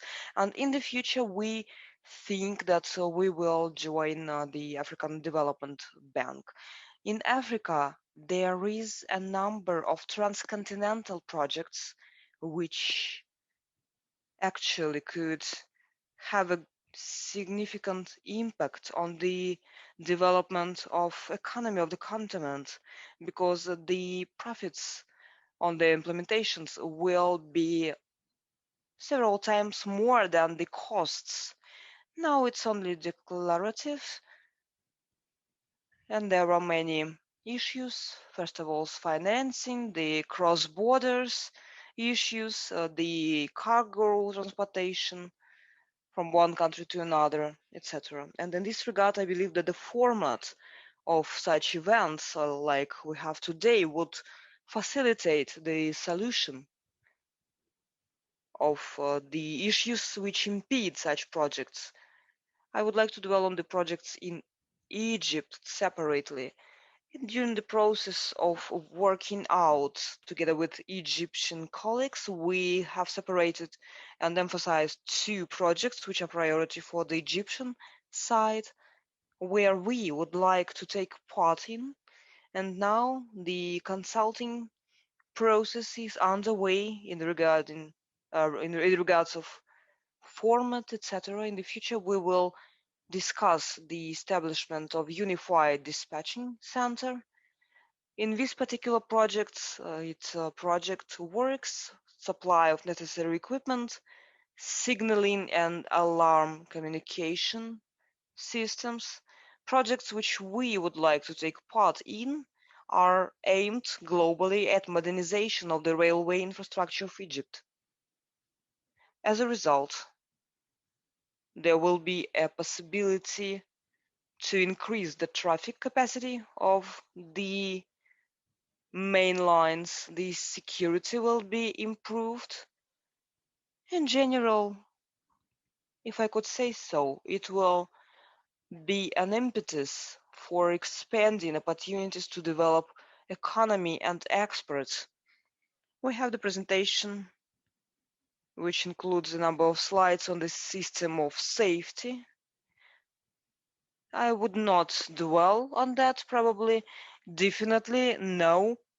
Please conclude your presentation. Yes, I'm about to conclude my presentation, but I would like to say that our holding includes companies which are involved in these segments.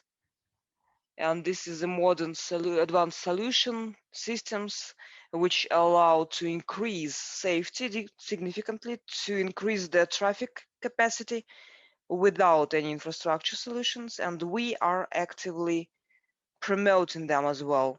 Thank you very much for your attention. Dmitry, thank you very much. We will give our comments. I would like to give the floor to Dmitry Chernichenko, Sales Director of the Global Oil and Gas Company, TMK. Dmitry, are you present? Yes, we can see your presentation.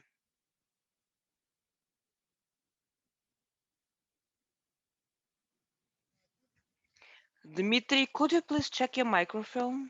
We cannot hear you. We cannot see you, but it's fine, but we cannot hear you, and it's a problem. Could you please press Ctrl L? Dmitry, can you hear us? Please unmute your mic.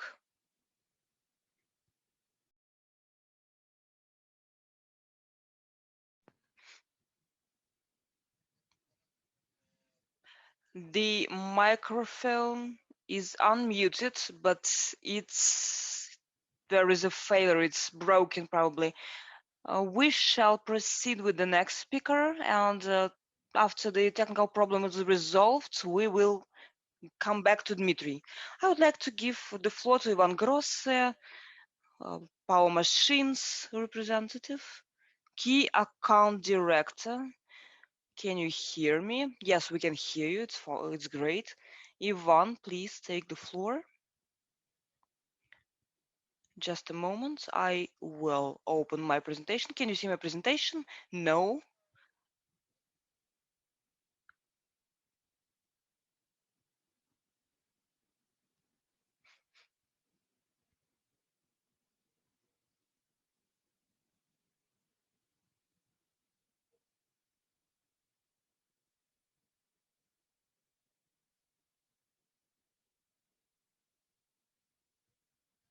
Can you see my presentation? Yes, now we can see your presentation. My apologies for technical delay. I will not tell a lot about the company. First of all, we are the leading Russian producer of energy equipment, power machines. So we have many other spheres of production, including for this complex. That is why we are presenting at the infrastructure sector. We are presented in energy sphere and infrastructure and many other related to transportation, for example, because electrification of transport is another important task. Speaking about our focus, in Africa, we position ourselves, first of all, as the energy equipment supplier. And speaking about our company, we are represented in 57 countries. We are fourth globally as to the amount of equipment, to the number of equipment installed. We have been working in this area for more than 110 years. In Africa, unfortunately, we are presented only in few countries. Of course, we would like to extend our presence. Speaking about our key competencies and areas, I would like to say that we produce equipment for heat generation, gas power, steam, nuclear power, hydro power for grid infrastructure solutions. We produce transformer equipment as well. These are our current projects. Very briefly described our equipment in the sphere of thermal generation, thermal energy. We produce steam turbines, gas turbines, the boilers, turbo generators. I will not dwell on the hydro energy, where we also are presented widely. These are the 4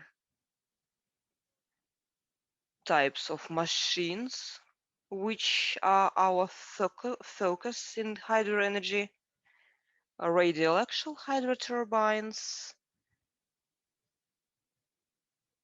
horizontal bulb type hydro turbines, and which is very important for Africa probably, we are the only Russian producer of the pump turbines, which are applied at the hydro accumulating power plants. Hydro energy was mentioned by previous speakers. That is why I will not tell the details, but in general, when you develop the energy systems, when you have the nuclear generation, when there are many renewable energy production, it has to be balanced, because nuclear power plants work in the basic mode usually,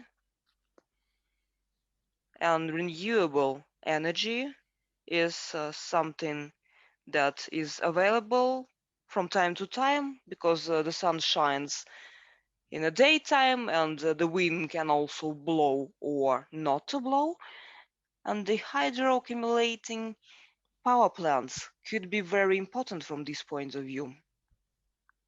I believe that this is the future of energy, both in Africa and other countries, other and in regions. other regions. So, as colleagues, the previous speakers from Technoprom Expert have stated very well. Very often we see requests for investments. Working in Africa, we constantly face a situation that we're talking about the projects on BOT conditions and BioBot, but we are a manufacturing plant, and that is why entering the projects as an investor, we do not consider for ourselves. It's not our profile. We are quite comfortable being a supplier of equipment for energy objects, but generally the spectrum of potential projects for cooperation is quite vast, and possibly for working in the African countries market, it's very important to understand that we are a plant and not an investor. This is the message I would like to emphasize and to bring home to our African colleagues. We are ready to cooperate with developers and local and all Russia developers, including those who have already had the floor as to energy part, Gidroproject and electrical energy, and we have an active dialogue and active cooperation with the Russian Expert Center on arrangement of financing. We're searching for an opportunity to work on PCF conditions, that is the general construction and financing. I do hope that with the cooperation with African partners, we'll be able to be better present at African continent. Thank you very much for your attention. Thank you, Ivan. Thank you for your speech. Dmitry Chernichenko, are you okay with the microphone? Yes, we can hear you perfectly well. You have 5 minutes. Can you see the presentation? Once again, I'm sorry. We do not see the presentation anymore. So now you will see it.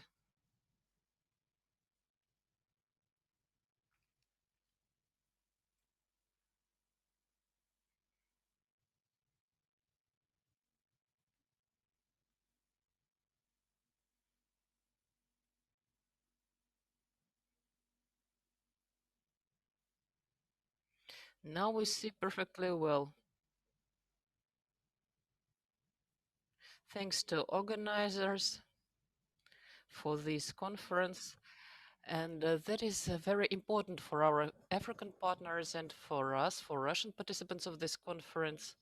And briefly about our company, TMK is the pipe metallurgical company in Africa.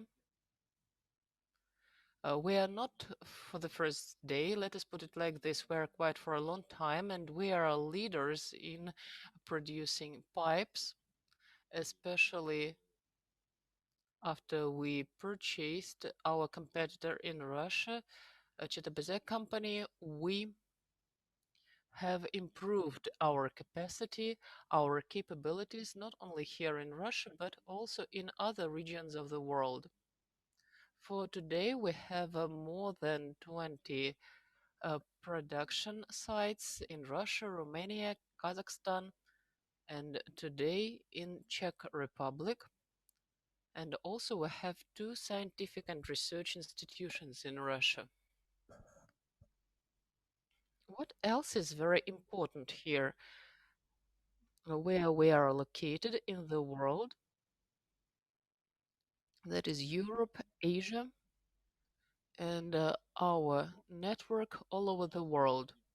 Today we produce more than 5 million tons of steel, and from the point of view of pipe production, that is 4.6 million seamless pipes and 3.8 million tons of welded pipes. So where our production is used, almost everywhere where you see pipes, that is what we can provide to you. That is to the land, to the sea, underground, and as we often joke, in the space, our pipe production is also used.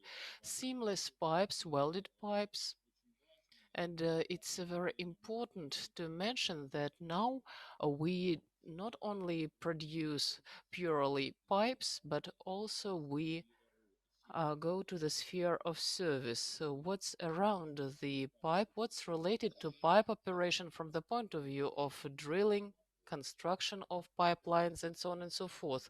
This is the list of our chief clients all over the world.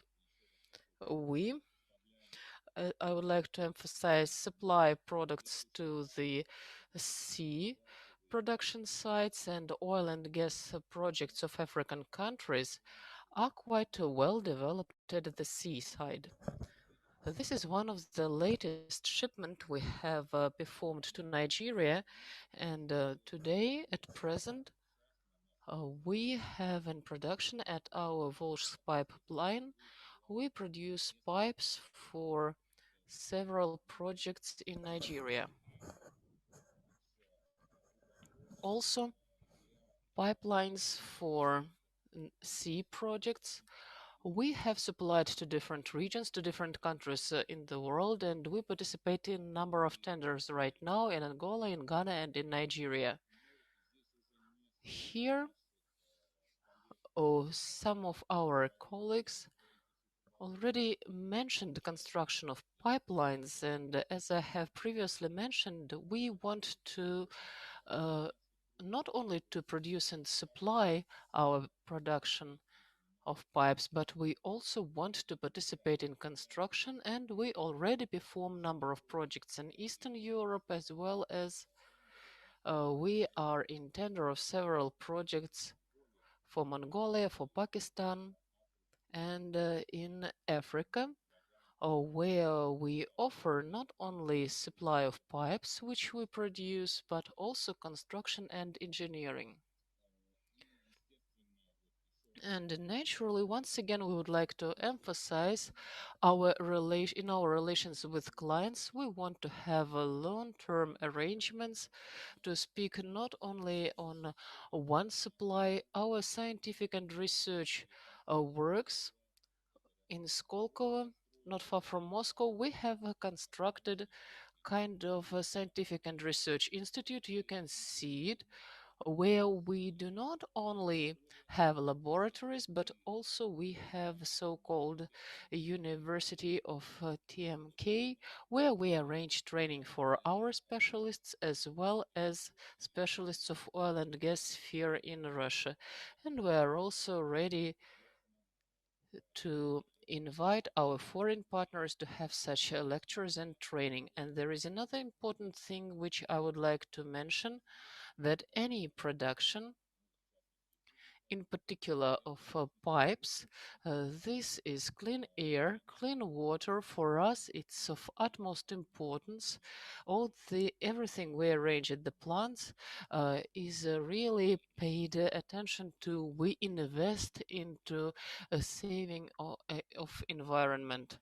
And here are our contacts. So what I would like to wish to all of you, well, first of all, to be more active. We would like to see more activities from our African partners in possibilities to qualify our company in Algeria, in Angola, in other countries. Unfortunately, we have difficulties. We do not know where to go to be qualified properly in state oil and gas companies of these countries and in other areas as well. However, we do hope that 2020, yes, it was very complicated for everyone from the point of view of COVID pandemic, but we had very successful supplies to Egypt, to Morocco, to Nigeria, and this year we already have successful supplies to Algeria, Egypt, Nigeria, and we do hope that oil and gas industry in Uganda will be developing, where we expect that we'll be able to participate in an outstanding project in African region, that is construction of pipeline. Uganda at the seashore of Eastern Africa, and in drilling, Total company uses our pipes. Thank you very much. Dmitry, thank you very much. Thank you, dear colleagues, and we move on to another session, that is equipment and machinery. We have already mentioned that we have three speakers: Sergei Shashakov, Senior Manager, Regional Marketing Department, Irkut Corporation. Sergei is here. He has his colleague, Mr. Solonitsyn. Also, we have Pavel Garshin, Project Manager for Africa and the Middle East, Russian Helicopters, and Valentin Nakhotkin, Director of the Marketing and Sales Department, United Shipbuilding Corporation. We are very pressed for time. We'll have to finish very quickly. You can switch on your presentation, but do not go through your presentation, but just share key things, what kind of competencies or projects you have. Good morning, dear participants. I'll briefly speak about our corporation just in a few words and about the main programs in civil aviation. So, at this slide, you can see our main structure. Irkut Corporation for today is in top 10 airplane producers in the world, and we provide whole cycle and production design and post-sales service of wide range of aircraft of defense and civil operation. Today we'll speak only about civil aviation and a few words about our structure. Corporate center responsible for marketing promotion is located in Moscow, as well as engineering center responsible for developing passenger and training aircraft. Main production plant of our company is Irkutsk Aviation Plant, established in 1934. Since the time of establishment, these companies had more than 70,000 airplanes produced of 20 different types. Our plant today is one of the most modern and most effective plants of aircraft construction plants in Russia. In 2020, the Irkut Corporation was joined by a new affiliated structure, Regional Airplanes, and this company. Can you hear me now? Yes, it's fine. I would like to know that our cooperation is open for new project of cooperation. It can include, for example, the industrial advanced programs, Center for Technical Maintenance of the Aircrafts, or preparation of training of pilots, including we can discuss the license production of our products. I will not go back to my presentation probably at the moment. There are 3 key civil programs of the Irkut Corporation. First of all, regional Superjet 100 aircraft. Number 2 is the training aircraft Yak 152, and Irkut is currently working on and testing the passenger aircraft MS-21. I believe that one of these projects or all of them can be interesting for our African partners. I will tell about every project. MS-21 is the new generation aircraft which can carry up to 211 passengers. It is demanded for the most demanded segment of the growing market for both internal, domestic, and international flights. The first flight took place in 2017. Now it's under the certification testing on compliance with Russian standards. In the future, it will have a European certification in European countries. The characteristics and the operational costs are lower than in comparison with analogs thanks to advanced aerodynamics. The engine on board equipment of the new generation. One of the key design solutions is that the MS-21 has increased and the biggest in its class diameter of the body, which provides comfort for the passengers. The options for different air carriers and decreased time for onboarding. And about Superjet 100, it's the advanced aircraft which is produced with the application of the advanced technologies. Thanks to the engine, it's very cost efficient. It's very comfortable for the passengers. And a couple of words about the Superjet. Basically, it's certified. Superjet has a certificates granted of Russian certificates and foreign certificates. The capacity is up to 103 passengers. The range is 3,000 kilometers. The fuel system allows to use this aircraft on a distance up to 4,000 kilometers. Now we have dozens of Superjets which are already prepared for the supply. And a couple of words about Yak 152, one of the new projects of Irkut. It's a training aircraft of the initial training, which provides professional selection and initial training of the pilots and the efforts. Yak 152 together with the training equipment and systems of control provides the comprehensive educational complex. Now it's under testing. The aircraft can fly both in the day and night time in different atmospheric conditions, and to train the pilots with different figures. Just a couple of sentences.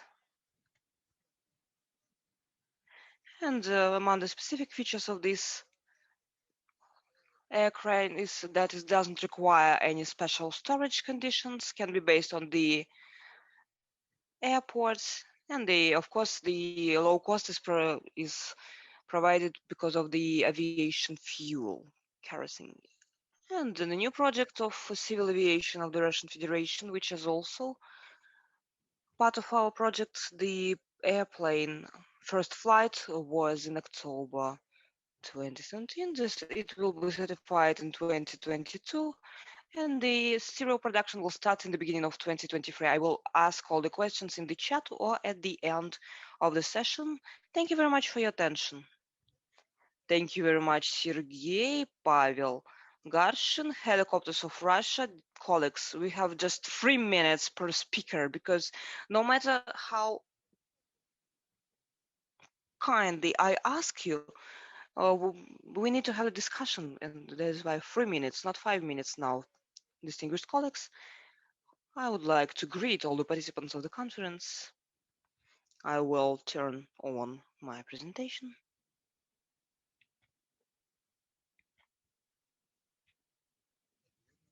Can you see? Wait. We have just seen your presentation. Now we can see it. Yes, perfectly. Now we can see your presentation. I will briefly tell you about our company. Russian Helicopters is a part of Rostec Corporation, more than 40,000 employees. We are one of the global leaders of helicopter manufacturing, one of the few companies with the possibility to design, technical maintenance and testing of military and civil helicopters. We have 2 design bureaus, 5 plants of manufacturing, the components manufacturers, and also the repair and maintenance companies. We are producer number 1 in the segment 16 ton and super heavy helicopters, more than 16 tons. In 2019, in segment up to 16 tons, the supply of our helicopters was 80% of the market, and the super heavy helicopters occupied 42% of the total market. Our helicopters are operated all over the globe, including 1,000 helicopters in African countries. The share of the market is 15%. In the park of the civil aviations, very wide network of service center, which provides the maintenance and support in any part of the world.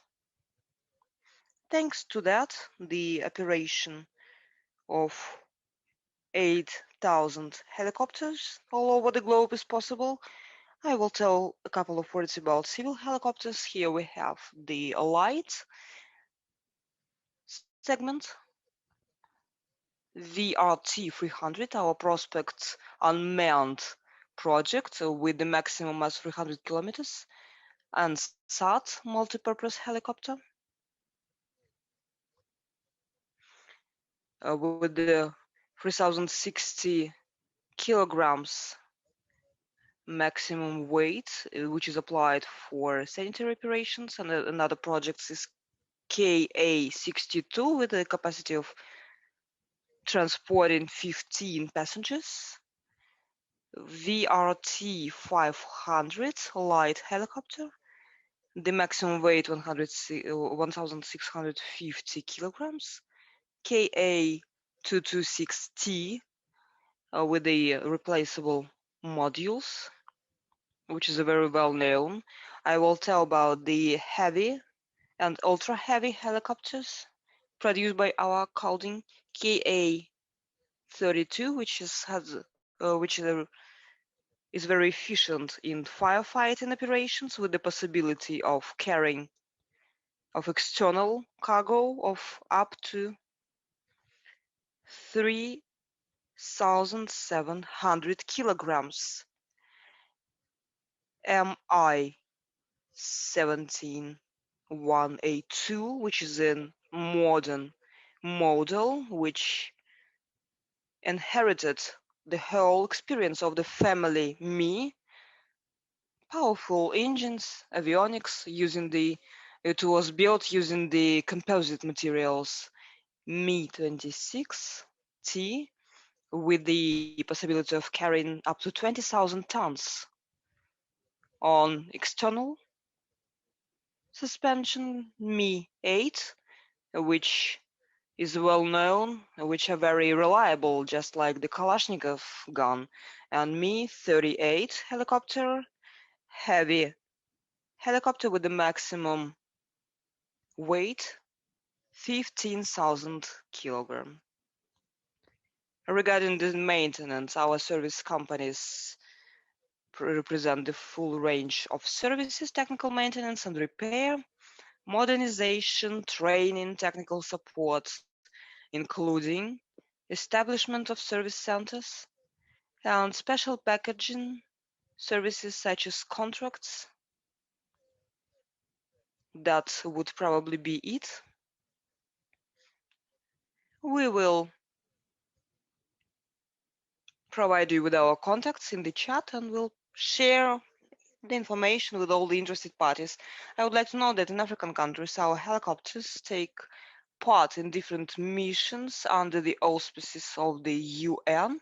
In addition, we would like to expand our cooperation with the civil operating companies. Thank you very much. Thank you very much, Pavel.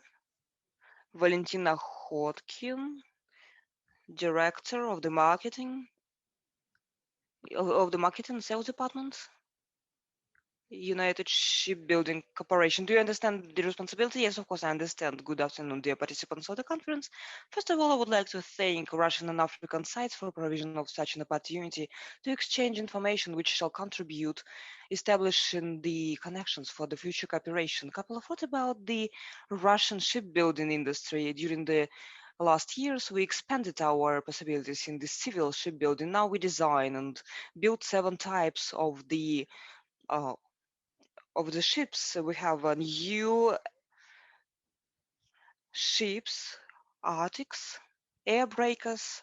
There are the other types of ships and boats. A couple of years ago, the fishing builds program was renewed. Our ships are working in the global ocean. Now I would like to represent our cooperation.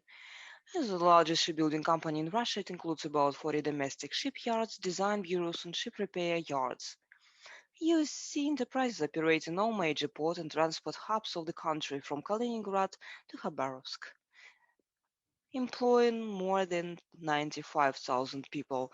We create a modern fleet for operations sea, offshore, and internal routes.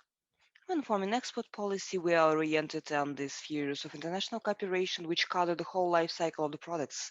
Russia and Africa are traditionally related with strategic and friendship relationship.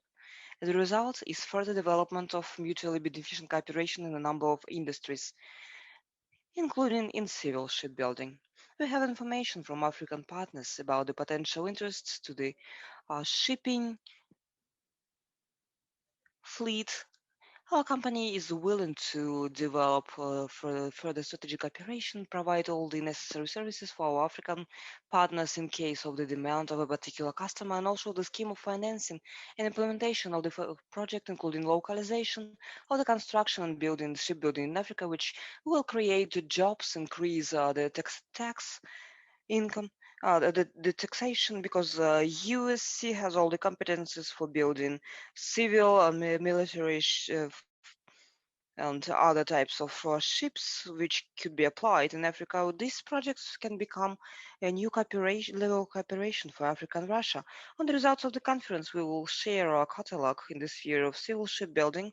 At the same time, we are willing to go further and work on a new projects adapted to the needs of the particular customer. And in addition, I would like to thank all the participants. We are open for the dialogue with the respected African partners. Thank you very much, Valentin. Thank you very much. Just a great conclusion of this part of our conference. We have a very important topic, ICT, which will be held by Infocom Invest and Ilya Podarvanov, who will be moderating this part, regional director of Rosinfacom Invest. And on my side, I would like to summarize the session very briefly. And after the technological session, the colleagues will hold a discussion. Everything we hear today can be summarized as follows. Russia has huge opportunities to cooperate with African countries. Africa is interested in us, in our cooperation, our partnerships, our technologies, our interaction, our policy, etc. What do we need to do? We talk about the sectors of economy where we can work and where we have already successful results, because we have some successful projects and we can be proud of them. They have history. They went through different periods of development and stages of stagnation, and now they are at the different level. The first is technology in all the spheres. Today we had a presentation of a number of companies from different industries. But the majority of companies look different in comparison with the 10 years ago period or maybe 2 years ago period. It's a result of digital technological progress. The technologies is not our future. Technology is our today, is this day. That is why African market is a potential for testing application of these technologies together with the Russian side, with the Russian companies and all the sectors of economy, energy sector, infrastructure, agriculture, digital technologies in agriculture, healthcare, and other industries. Global modernization of sites.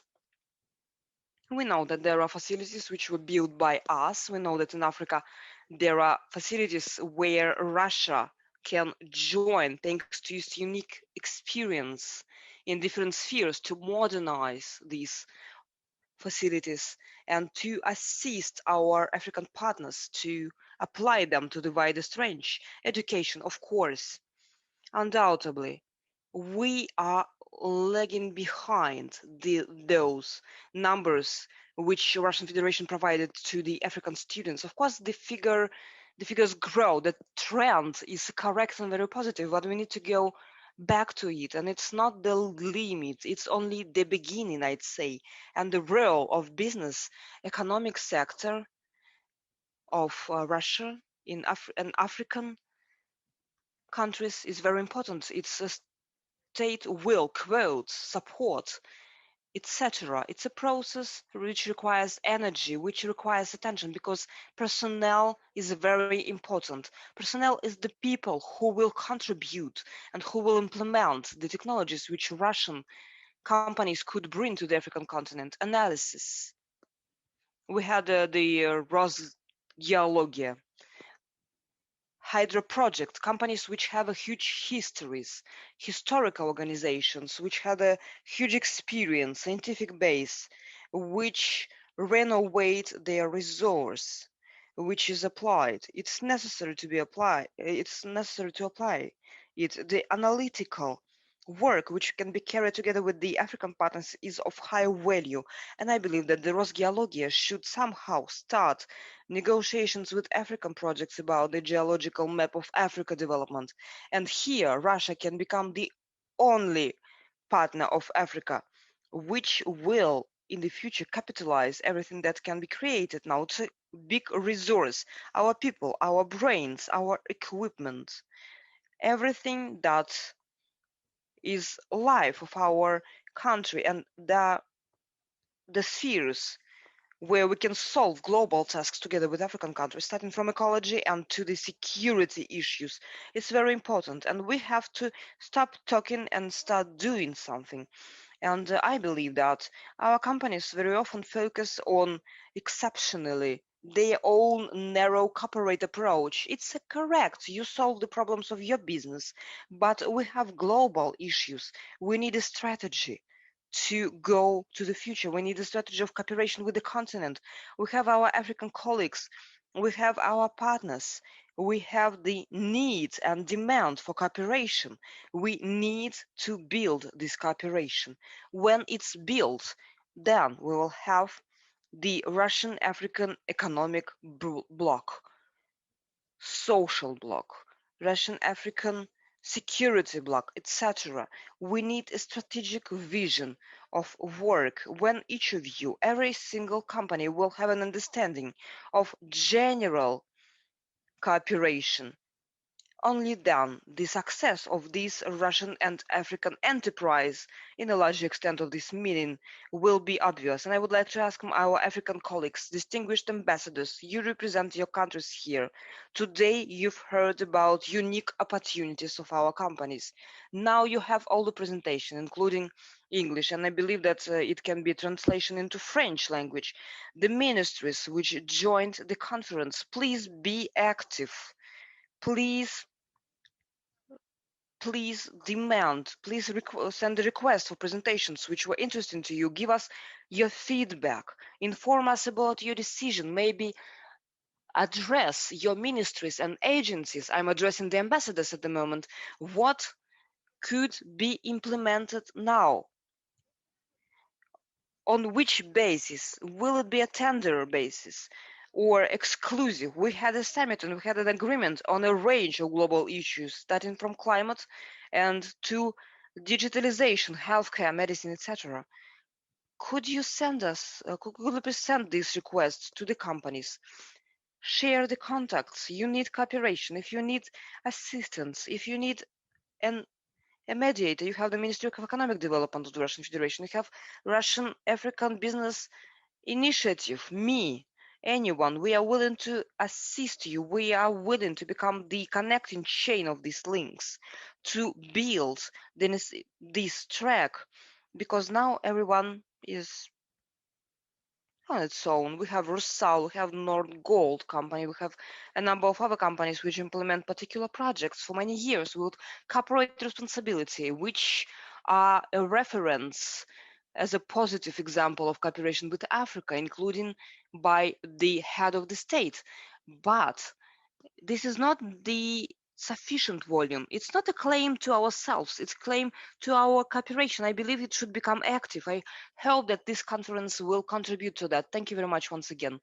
As we said, I was there with you, Natalia Zadina, Russian African Business Initiative, and I would like to give the floor to Ilya Podarvanov to continue the discussion on the ICT. Natalia, until you give the floor, just a second, for all the participants to be able to prepare. And moreover, the next part is dedicated to digitalization and telecommunication. We offered, as Mr. Ilyachov and everybody else keep on talking about problems on fighting COVID, I would like to ask all participants come to the website and see our presentation dedicated to telemedical system Pan-African, which is designed to fight coronavirus, considering all peculiarities of African countries. Well, after that, thank you for the opportunity to say this, and then I hope to participate in discussion. Thank you. Thank you, dear colleagues. Natalia, thank you very much. We are not going to speak about problems. My name is Ilya Podarvanov. I represent Tech Global company. This is a state company dealing with implementation and export of best Russian IT developments to international market. Natalia has mentioned that along many directions there is no existing strategy, and I would like to prove the opposite to you, because digitalization of African economy really exists. We understand it clearly, and we have already started implementing it in a number of countries. Now I would like to give the floor to Director General of our company, Tech Global, Georgiy Mikaberidze. And later I will get back with the story about specific projects with specific results, which we already have in different countries of Africa. Georgi, you have the floor. Good afternoon, dear colleagues. I'm happy to welcome you at Russian African Forum.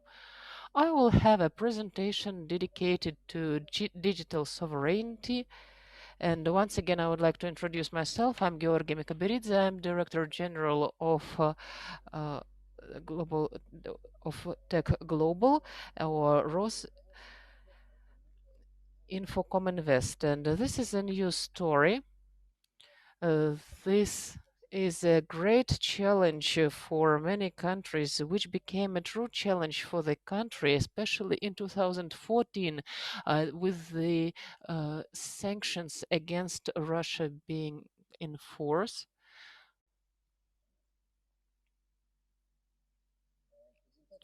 The presentation is dedicated to digital sovereignty of the country, what it is based on.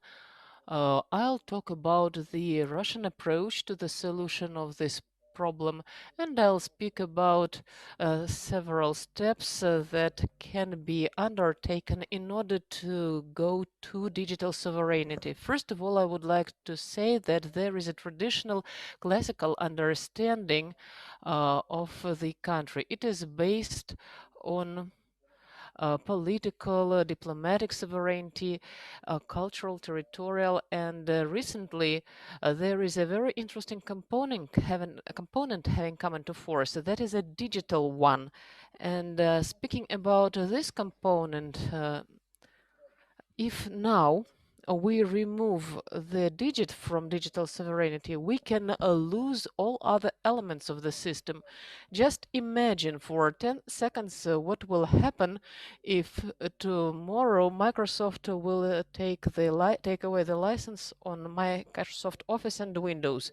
We understand this situation in operating of state structures and institutions will be completely paralyzed. There are lots of these elements, especially those that are related to digital infrastructure of a state. When we speak about digital sovereignty, first of all, we see that there is a process when some countries try to control digital solutions of other countries, and there is a process which we call digital colonization process, which consists of 4 parts. The first one is loss of control over the infrastructure. That especially a critical infrastructure of the country. This is inter-institutional communication, hardware control. Why it happens? Because both software and hardware have big number of situation and capabilities for loss of information to other countries and to non-registered users. And this kind of infrastructure can be downloaded from abroad. The second thing is political and economical pressure with the manipulation of public opinion, which now happens more and more due to social network. The third thing, a digital colonization, there is a degrading of own intellectual resources because specialists use ready-made solutions and actually perform only service support of these solutions, as these solutions were developed abroad and they were implemented by foreign companies.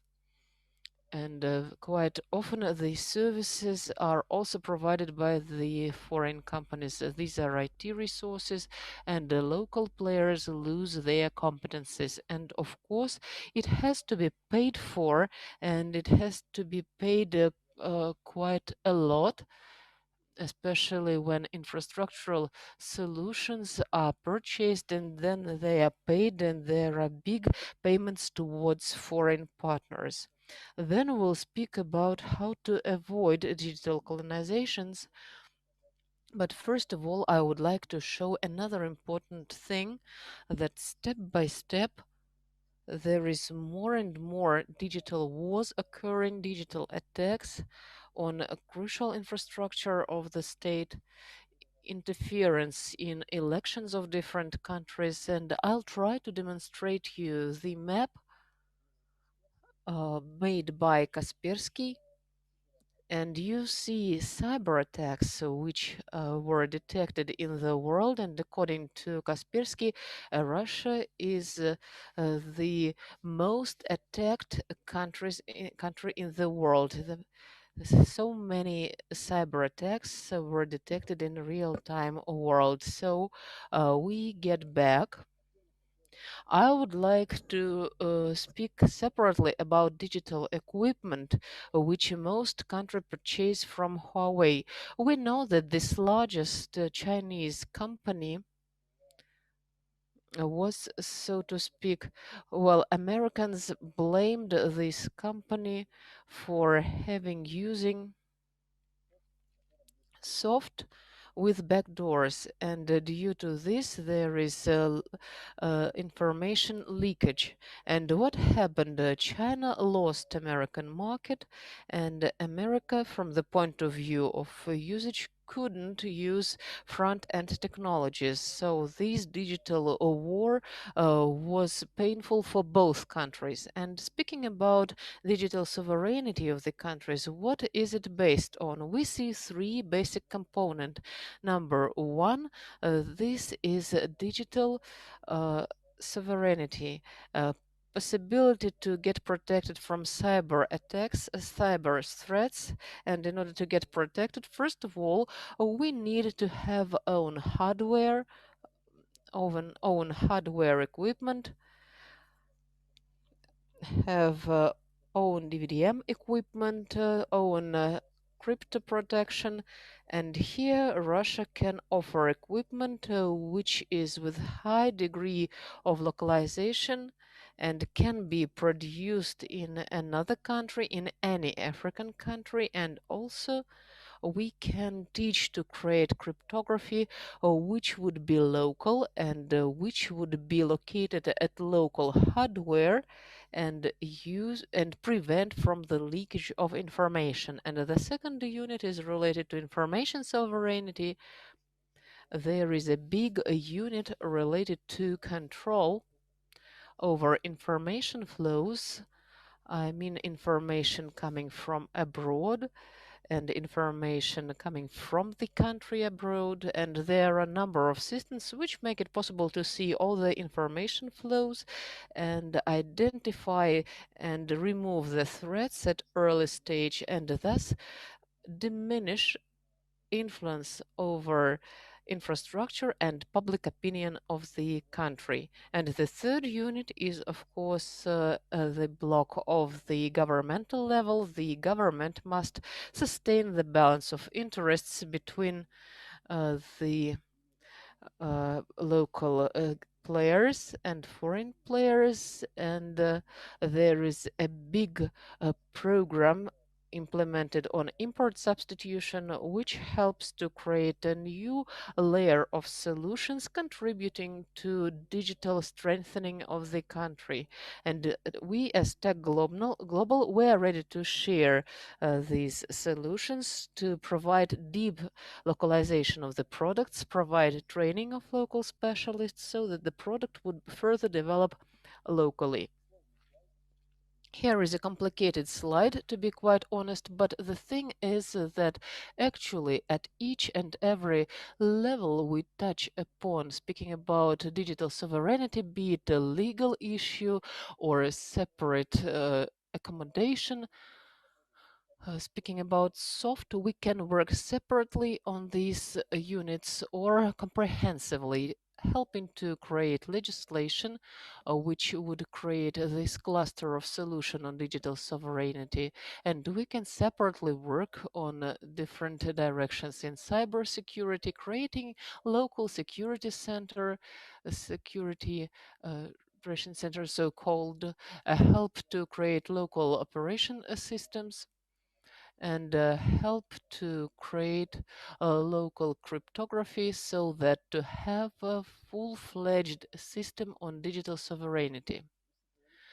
Speaking about Russian experience in this sphere, for 25 years, we have created our digital sovereignty, especially the processes got activated during the recent 7 years since big sanctions were implemented against Russia back in 2014, and there was prohibition on using a number of software and hardware solutions at the territory of the Russian Federation. I believe that you know perfectly well that Russia is in top countries on cybersecurity, and I have shown you the map of Kaspersky. Annually, the figures are growing, and that reflect we get protected from more than 40 billion cyber attacks on our infrastructure. What we offer and what is our role? We can, first of all, choose the solution suitable for the country's needs. We can identify which kind of works can be localized and also identify whether it can be on short term or long term. And help with arrangement on training in universities of Russia.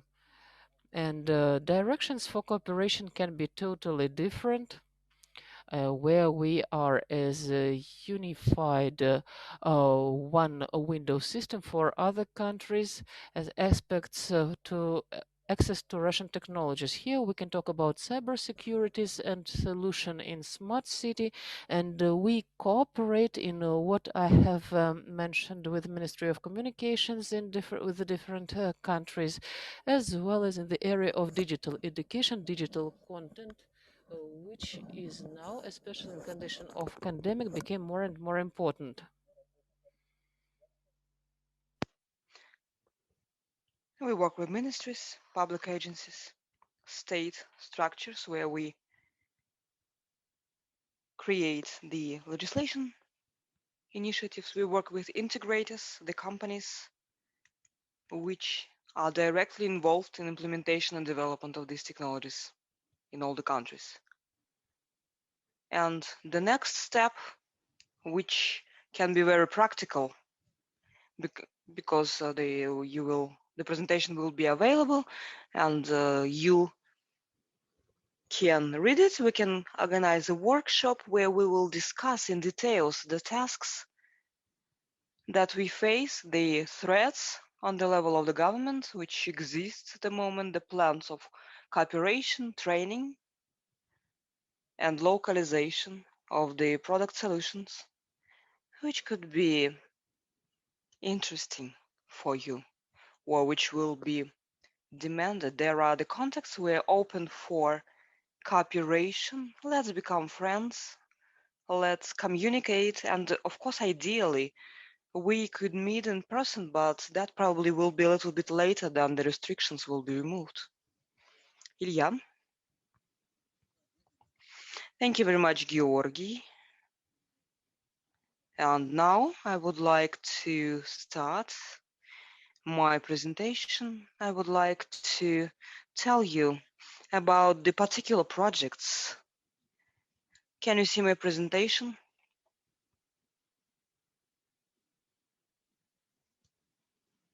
Can you see my presentation well?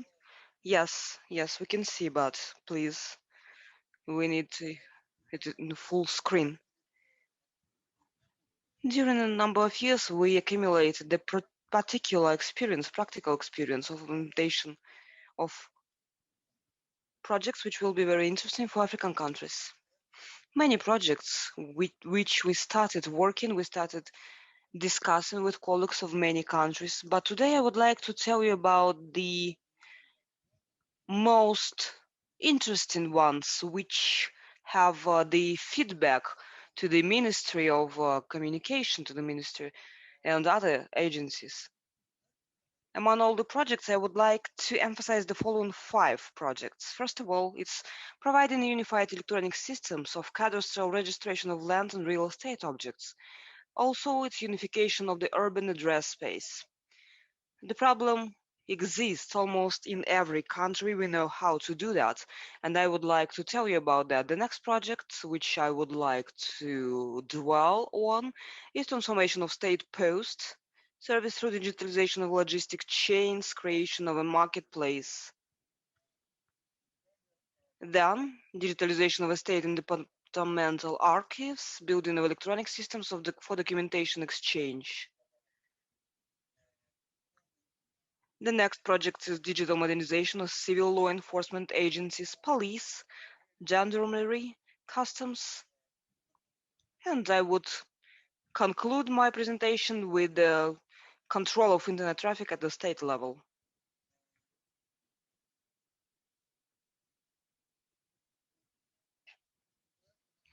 This project was started in a number of countries, and these are the problems. I'm talking about unified electronic system of cadastral registration of land and real estate objects. Problematic issues are many facilities have no documents, double registration, cross-registration. The documents are only on paper without entering any information systems. If they are there, it doesn't mean that the information which is available there is legitimate and cannot be disputed. As a result of such a problem, there are conflicts of landowners. There are a number of very well-known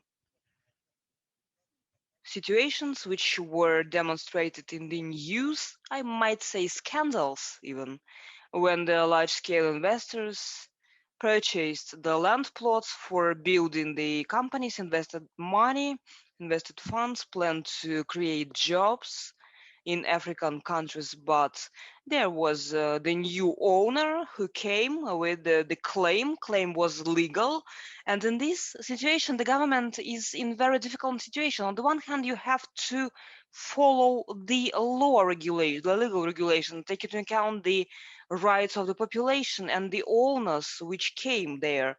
On the other hand, it is not their desire to have a scandal, to have critical situations with investors. This is the situation which actually spoils the image of country as a country of investment. And which is the solution? Universal electronic cadastral system with all cartographic information, all necessary data about the objects, user-friendly interface, managing access rights,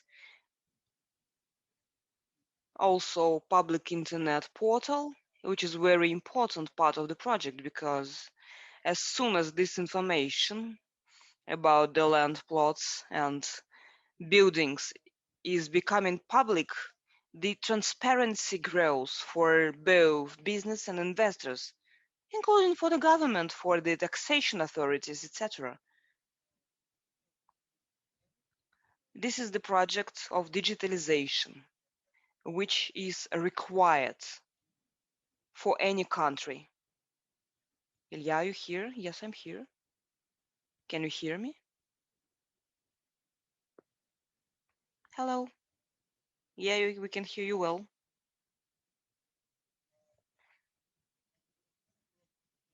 This project is a large-scale project according to our estimation. We estimated the periods for different countries. It takes from 3 to 5 years, but the first results are there in 3 months, and the last stage can last a couple of years. What's important in these projects? That it's a huge part of job. About 60 or 70% of the whole work shall be performed by the local companies. It can be state companies, private companies, which means that the investments into this infrastructure and these projects, they will stay in the country. Of course, there is a component related with the information platform methodology, but once again, I will say that the major part of work will be performed by the local services and local companies.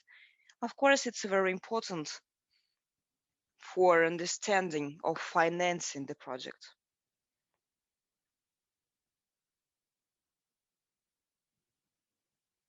Something happened.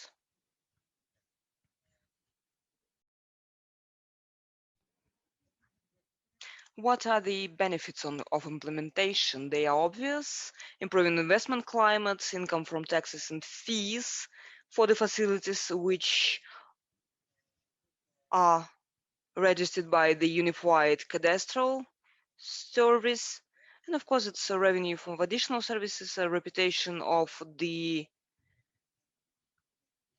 public service. This is a part of e-government, which we often mention.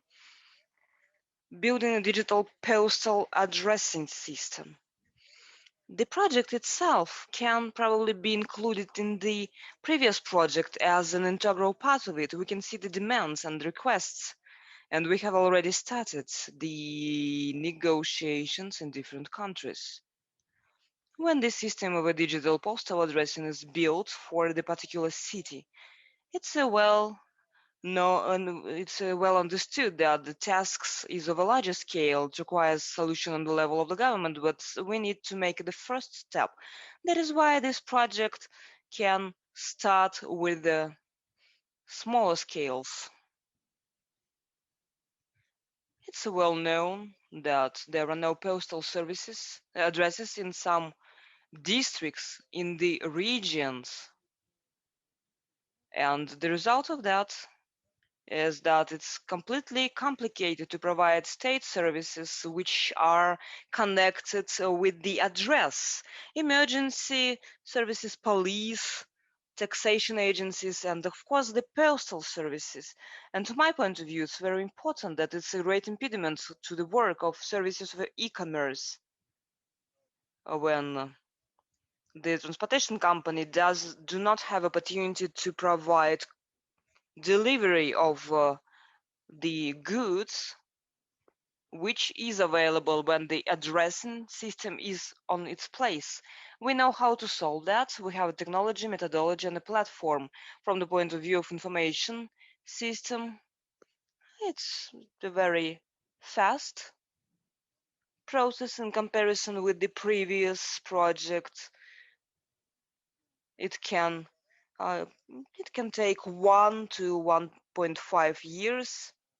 I repeat once again that the major part of work in this project will be performed by the local companies and local organizations, which is very important from the point of view of financing. Georgi has mentioned that. And we continue saying that all the projects which we offer to the African market, they are all provided with financing. Each of them can be financed from the Russian side. If it's interesting for you, we can talk in details. It's a very good working mechanisms. We know how to finance these projects. Shall we continue?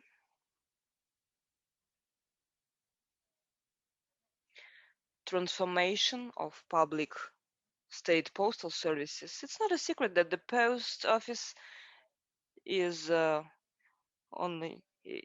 profitable in any country except for Japan, but it's not an obstacle to have the post office as the large state corporation take all the necessary measures, steps which will allow it to earn money, to become competitive on the market of the private companies having such an infrastructure in every country because it has many employees, transport means, etc. All of that has to be applied. The projects which, I repeat, we have started in a number of countries and which have already achieved certain results is transformation and commercialization of courier services. As soon as we organize the efficient delivery within the country, region, and the city, It provides us with an opportunity of opening a very serious marketplace, such well known as Amazon, eBay, and in many countries they are presented. It's obvious that as soon as the post office has its own competitive delivery service, it can become a very serious player on delivery of this country of these goods in a country and delivery to certain addresses. Also, there is organization of a network of financial services. According to our appearance, it has, or every post office has a license of financial services, so the acceptance of payments, and this capacity can be developed according to the very accurate, the very delicate assessment. The income can be doubled and it can be very profitable. We are limited in time. I will not expand on that, but if it's interesting, we will show you how to do that. We will tell you how to do that. It's a very interesting project because they allow to earn very quickly.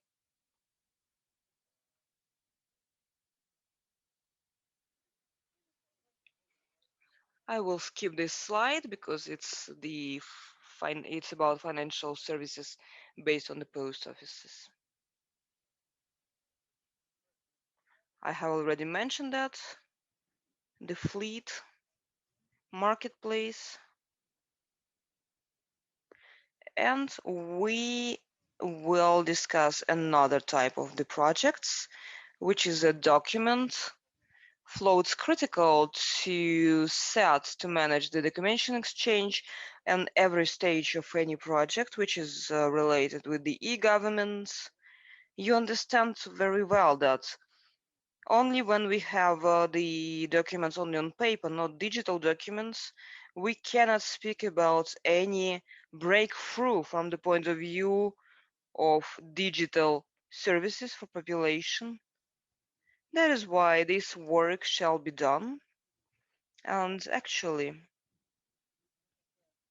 it's not as complicated as it could seem, and it provides a very good and fast results. According to our estimations, it takes about 8 months for launching this project. And it's even within one financial or accounting period, accounting year. And Georgi said about very important thing. Within every project, we transfer the methodology. We teach people. It's an integrated part of our approach, obligatory part of our system, because we need to train people who are ready to support, who will be involved in this project, and who will spend years of their life. Otherwise, it doesn't make any sense. That is why we transfer the knowledge. Another type of projects, we see a considerable splash of the interest in this direction, and that is digital modernization of civil police units. This is video analytics, and these kind of products are quite clear because the results of this work are efficient operation of state services and supporting public security and safety, prevention of crimes, searching for violators of right, and prevention of public riots. And with the different cameras installed, we made the same pilot projects in different countries, which would allow to switch to platform several cameras, like 10 or 20, and see how it's going to operate, which will be the result. It is done very quickly, only within 1 month. And then this is an issue of how we can scale these kind of projects, to what number of cameras we can show this, because cameras are in every city, in big cities as well, and they are calculated in hundreds, and Russian technologies made it possible to join it into the same nucleus and get analytics on suspicious behavior on some cars, face recognition systems about emergency situations, non-typical behavior of crowds of people, and so on and so forth. That is a very interesting project, and the same civil technology which becomes very useful.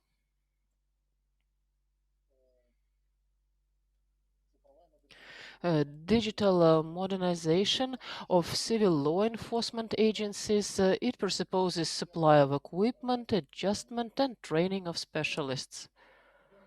We move on.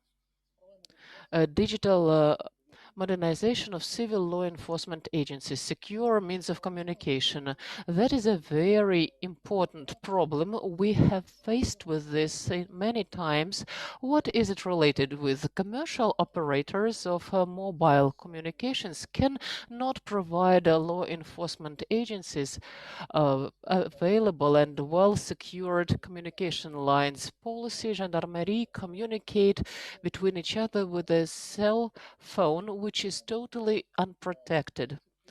All these negotiations along commercial lines can be captured, can be heard, can be blocked. And moreover, commercial cell phones are not protected enough to work in extreme conditions. Due to this, there is a number of measures and technologies. These are civil technologies which make it possible, first of all, to protect these channels so that to arrange modern digital standards of communication, to encrypt communication channel, to encrypt a voice, a mobile communication points for special operation purposes. Quite interesting projects. They are important, and if you see in your country some interest and some necessity in these technologies, we can speak about this. The projects are quite serious as to infrastructure, and they take a lot of time, like 2 or more years for implementation, depending on the scale. That means speaking about some city, it is done much faster. But if we speak about that we should cover the region with special communication or a country, it will take not a year. However, the result will be quite clear to everyone. And I believe the last project I would like to speak about, we see this as a global company, operates at many developing markets. These are Latin American countries, Middle East, Asia, and Africa. We see considerable need and a considerable interest in control of internet traffic at the state level.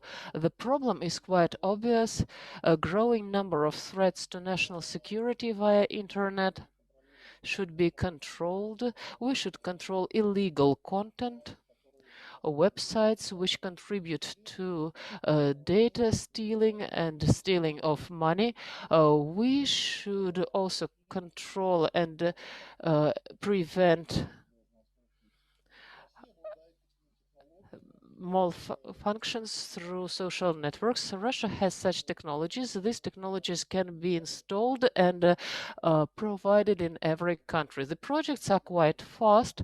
They take less than 6 months for implementation, and within this time, we can train local civil services to legally intercept content, filter traffic, and install own national certificate of cybersecurity.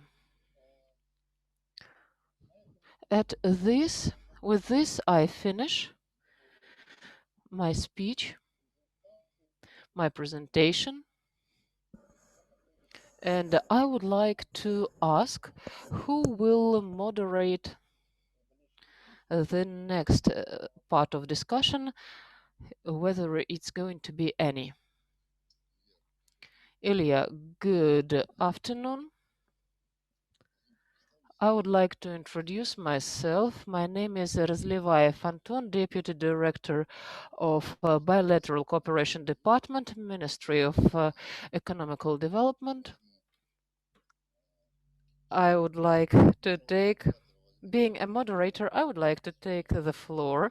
Unfortunately, Natalia had to leave, also because we have already gone outside the frames of the schedule. I think that the presentation of Rosinfocom already finished the presentation, so let's move on. Let's move on according to our plan. And now we'll have kind of a Q&A session, kind of discussion. I would like first to summarize what we have heard today.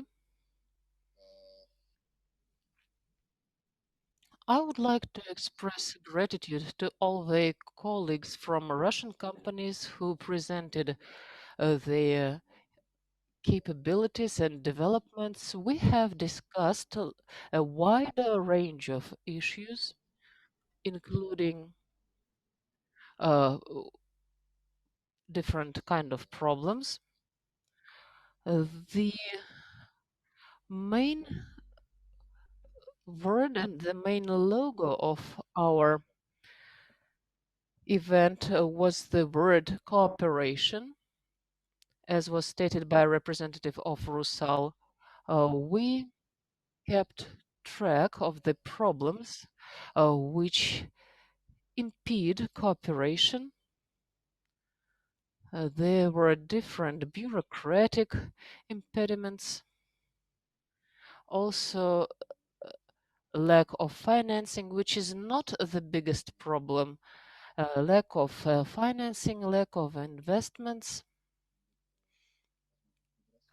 There are some superstitions as to markets of each other. And one of the disadvantages we have indicated at our event, and we tried to solve that. But for a traditional mechanism of intergovernmental commissions, we have designed our conference as a way to find an opportunity for direct communication of business, which is searching for opportunities, Russian business, which is searching for opportunities at African market, and African business searching for opportunities in the Russian market, to find each other, to attract representatives of administration of our countries to that, and this would make it possible for us. This good representation of participants at our conference would make it possible for us to constitute such a synergetic effect in order to solve our, maybe not the most important, but basic problems related to lack of information.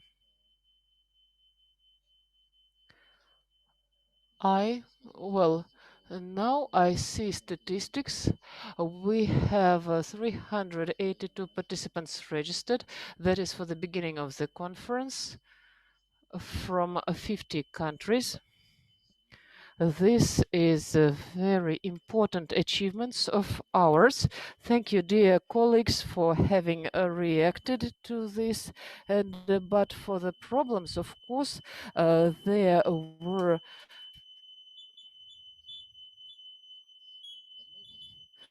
were some capabilities that we have, some capabilities to arrange cooperation that is for huge and quick growing African market. The reason of our conference is to provide competence of Russian business, Russian companies, multi-year accumulated competence or in basic industries, in prospect industries that we tried to bring for panel discussion today for the presentation and for a discussion. So let us move on to Q&A session. I would like to emphasize that we ask you not to waste time on self-presentation. Let us be oriented at the question and answer. To the participants who had the floor with presentation, and possibly to indicate some prospects. Please. The first application came from R. Margaryan from Temka Engineering, Director on Business Development. Are you connected? Are you with us, Mr. Margaryan? No? Maybe. Well, I'm here. I'm here with you. Do I understand it correct that you wanted to say a few words? Yes, thank you very much. I would like us to speak about activity today in Africa. There were lots of phrases that we should move on from words to activity, and for 2 years already Transmash Holding got moved from words to action, and we are an African company.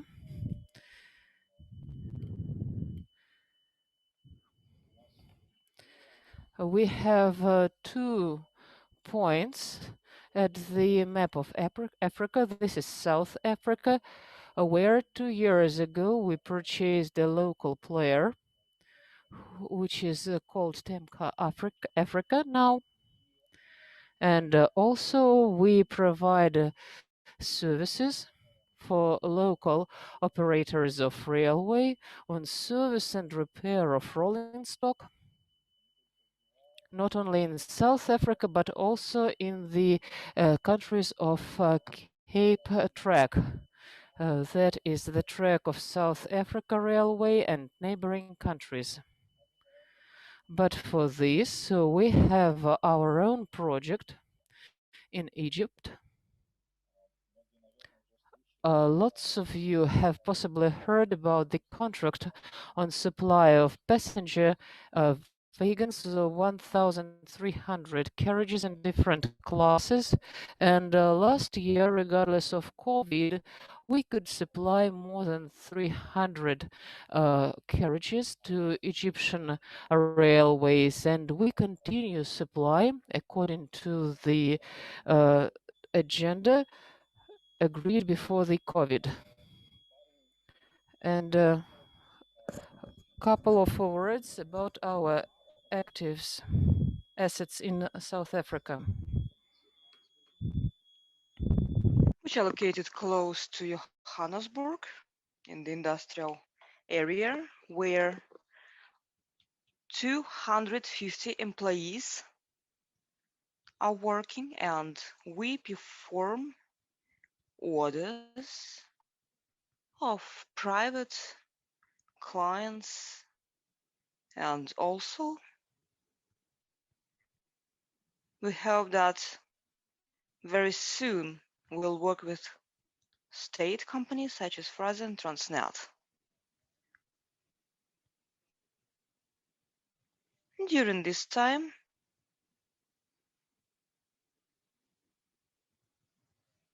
without having we as a company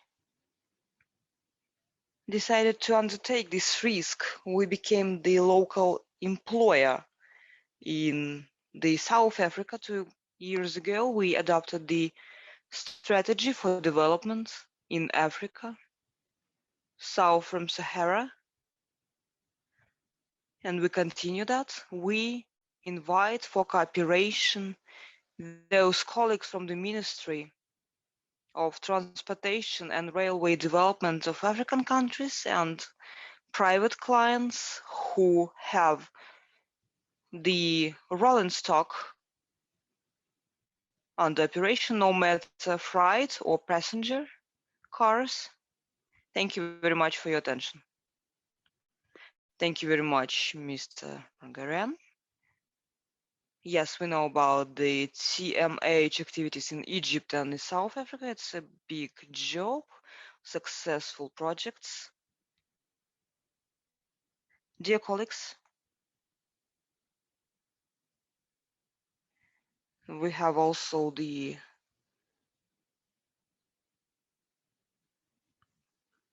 Mikhail Sanzon, who wanted to participate with the discussion. I would like to draw your attention to the fact that at the summit Russian-Africa, the special session for digitalization and healthcare in Africa took place, and achieving the global level, if I might say so, we presented the Pan-African telemedical system, which consists of national systems of each of 49 African countries. This project is very topical because of this pandemic of COVID-19, a lack of infrastructure of healthcare in Africa, a lack of high-skilled specialists, and as like our colleagues from IT sector said, it's information technology issue because the healthcare is the element of the stable development. I understand that there is a timing. I would like to draw your attention once again to the fact that in our presentation presented on the website of the Ministry of Economic Development of the Russian Federation, we can provide proposals for each particular country, individual for each country.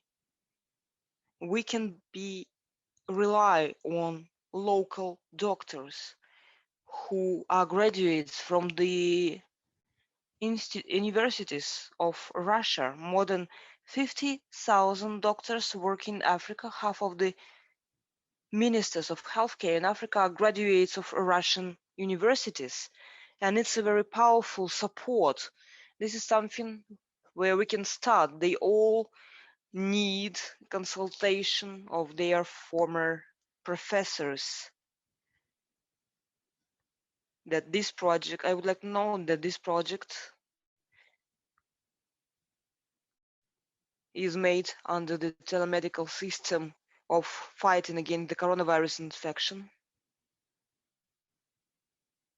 I must say that the very difficult situation in Africa with the AIDS, HIV, and other diseases. One of the reasons of economic problems is that people are really face many diseases. They cannot work efficiently. We are looking forward to see the proposals based on Russian technologies which allow to resolve these issues. Please monitor them. I see the colleagues from Irkut who will go to Ghana. Soon the president of Ghana personally said that the project of telemedical systems is the absolute priority for the country, and we really hope that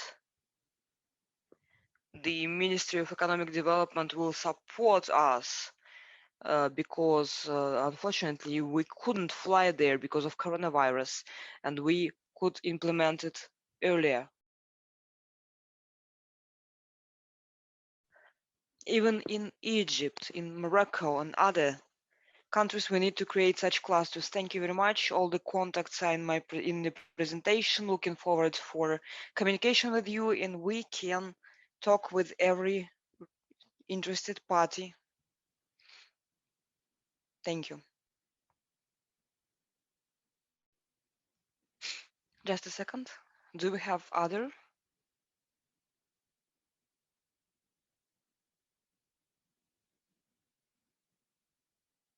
People who want to speak? Dear colleagues, hello again.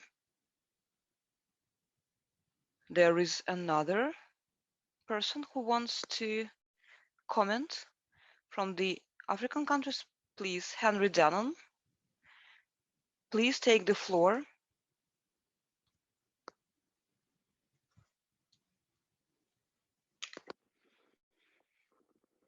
Good afternoon. I'm Henry Dannon from Côte d'Ivoire. I am Deputy Director of the Department of Projects Investment of the Ministry of Digital Economy and Telecommunication. We also deal with everything related to information technologies, and I really enjoyed the presentations of digital and telecommunication topics. We do not have such an experience of cooperation with Russian companies in this sector, and I would like to say the following. Our sector of digital economy is a very wide range sector, and our mission today is sustainable development and digitalization of all other industries of economy of Côte d'Ivoire, and it would be great if these conferences would be aimed at our sectors and we could unite our experts so they could have an opportunity to talk to Russian experts on these issues. This was the first thing. The second thing is the documents. We would like to do the following. The documents should be available in French because, as you know, we are the French-speaking country, and for us it's more convenient to work with documents in French. The translation into French was amazing, and I really appreciate that it allowed me to follow the presentation. Côte d'Ivoire is interested in cooperation with Russian companies. We can communicate with Tech Global and Rosinfocom Invest. All the technologies are really interesting for us, and we would like to develop digital sphere in Côte d'Ivoire. And we would like to deepen this cooperation. My speech is a speech request for organizing the conference on digital technologies in Côte d'Ivoire, so we could discuss all the segments in details and unite all the experts interested in that. Thank you very much for your attention. Dear colleagues, allow me to answer because the question was to me. Henry, hello once again. I represent the Tech Global company. Of course, we will organize such a session. In the chat, we'll leave our contacts and we'll agree upon such an event organization. The presentations which I made are available in the public space, and in chat you will see them. They are presented in French, and you can download them. And if you allow me, I answer another question from the chat from Matthias Borges from Angola. We know each other. It's about the financing of the projects. I just want to say that practically almost all the projects which we offer are supported by financing. We are ready to find financing provided by the state banks. In the beginning of our meeting, I was mentioning that, and we are discussing this question. Thank you very much. I pass the floor to you. Thank you, Ilya.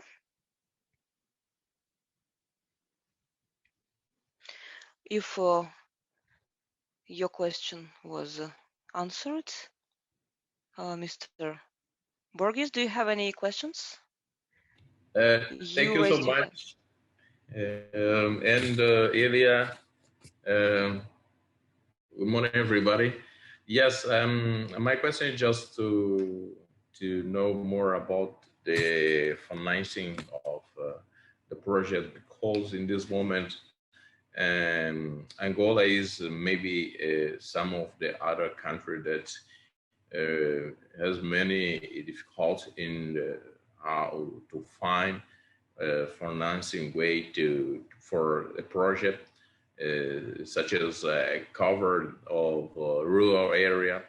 Then we'd like to know more about the how can Russia can help us to find a project to work in this kind of project for to expand the coverage of ICT in rural area. Of course, we still working with Russia in satellite project, then it will be so interesting for us if we could work in this area. Thank you so much.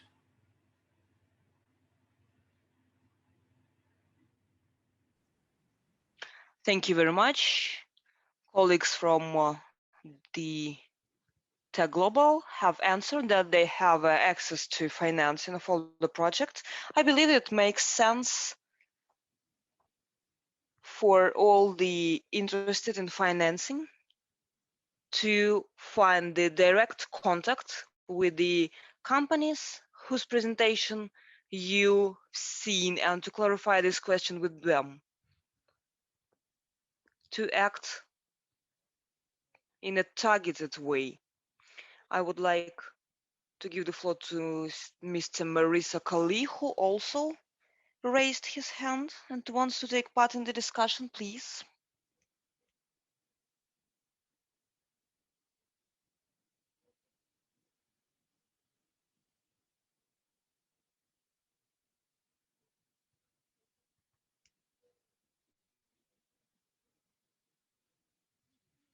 We can hear you. We can hear you. Please take the floor.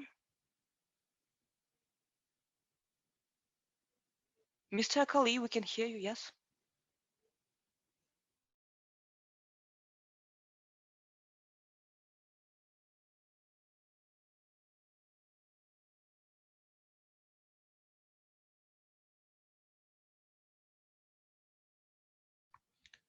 Mr. Akali, we can hear you. You can hear me. Yes, we can hear you well.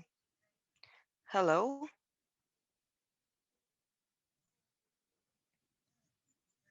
Yes, we can hear you. My name is Maurice Akali. I'm Director General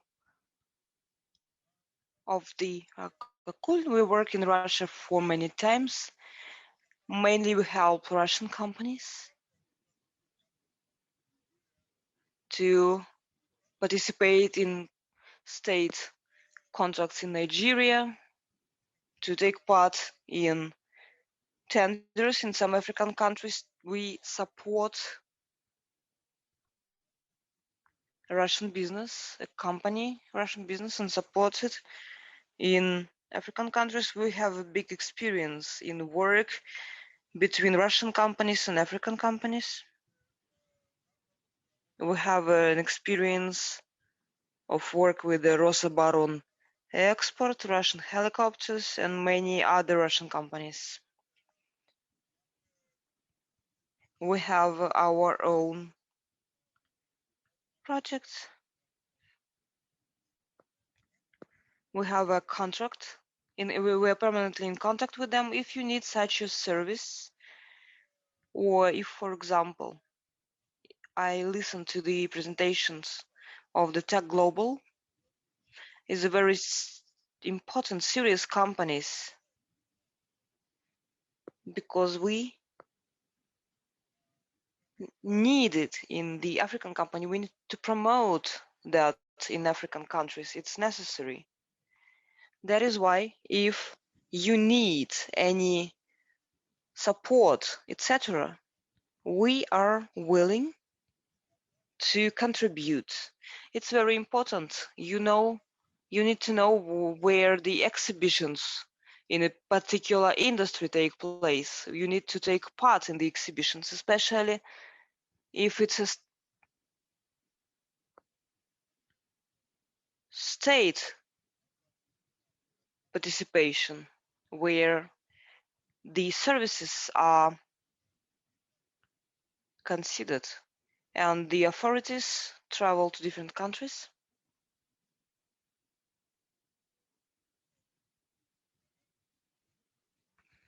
and offer services to African countries who have big experience. Thank you very much. Thank you very much, Mr. Akali. Consulting sphere is very important. It makes sense to think on making a separate section on the consulting services provided by the companies which bring business into the countries and help the business to develop. And the next speaker is Keswara Janki, who asked for the floor. Please take the floor, Mr. Janki. Hello, everyone. I'm Ambassador Janki from Mauritius. And first of all, let me congratulate you for the excellent initiative organizing such forum, such conference. And I believe that there is a severe time constraint because we are trying to cover so many important areas which are really crucial for the development of Africa. And there are many, given that the African continent has various challenges today. And I think that all the areas presented are very useful for Africa.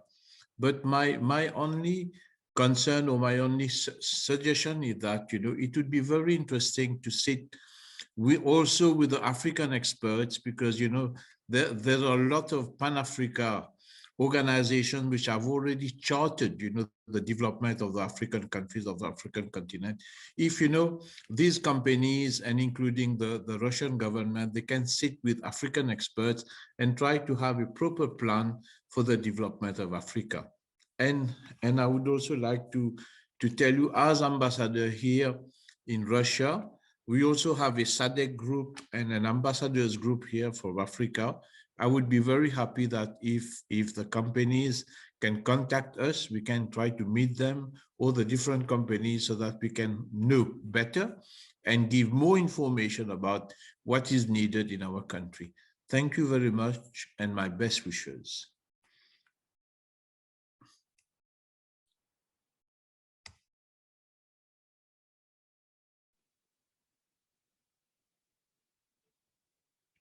Thank you very much, Your Excellency.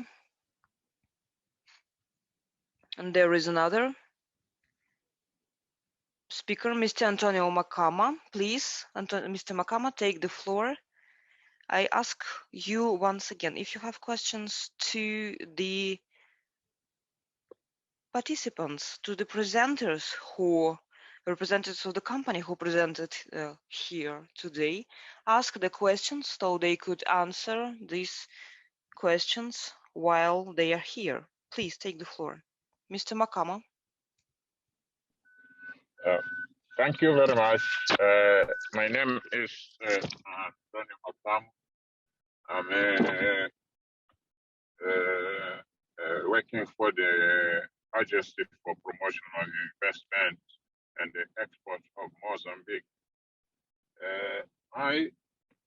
First of all, I would like to congratulate you for this very, very good event, and the presentation were wonderful with very good information. I think there are really very good opportunities for African countries to have a business cooperation with Russia. My 2 points. First off is to understand what kind of facilities, if there are investment or financial facilities for this some kind of business interaction which could be done between Russian companies and African companies. This is because always when we try to promote these partnerships with the local companies here, the process of introducing new products they have always the challenge of some significant investment which have to be done for the aftercare and the maintenance, all the service which are required for those products to be used in the local market. So always have not been very easy to start this kind of business interactions between newcomers to Africa with our business community here. So is there any financial or investment facility which is in place to facilitate this process? That is the question. The second has to do with standards. Russia in general, although I know they are also using international standards, but mostly they have their own standards. I remember, I don't know if it's called GOST or what, which in a number of things not equivalent to international standards. But when it comes to the use of certain technologies and products, especially in the sub-supply industries, can be for the gas industry, oil and gas industry, and other industry, is always an issue of what kind of standards that product it is in, and what kind of equivalence that can be established with those other products which come from other different countries. So how do you see this component? How do you those providers on helicopters, and for example, in the telecommunication service, which presentation were made here, when it comes to bringing those new products in Mozambique, how do these interact? What are the equivalences with other standards of other countries? Thank you.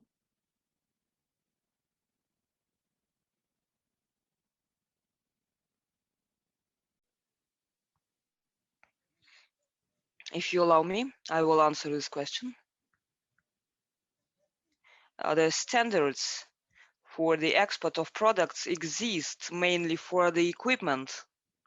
Everything related to the software solutions, there is no standard.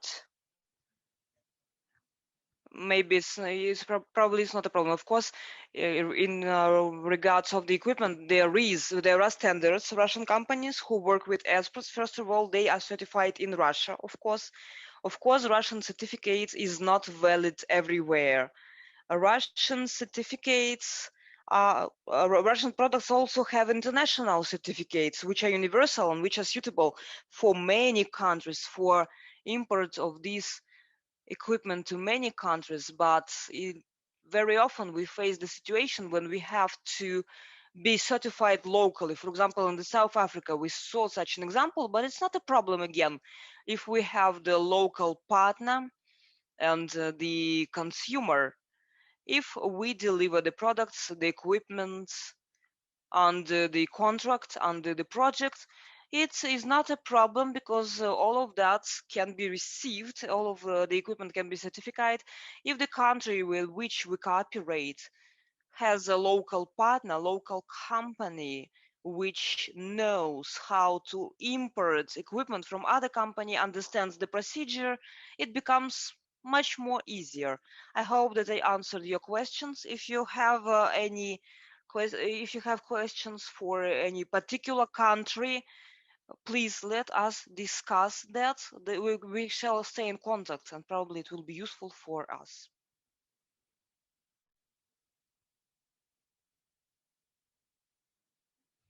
Thank you very much, dear colleagues.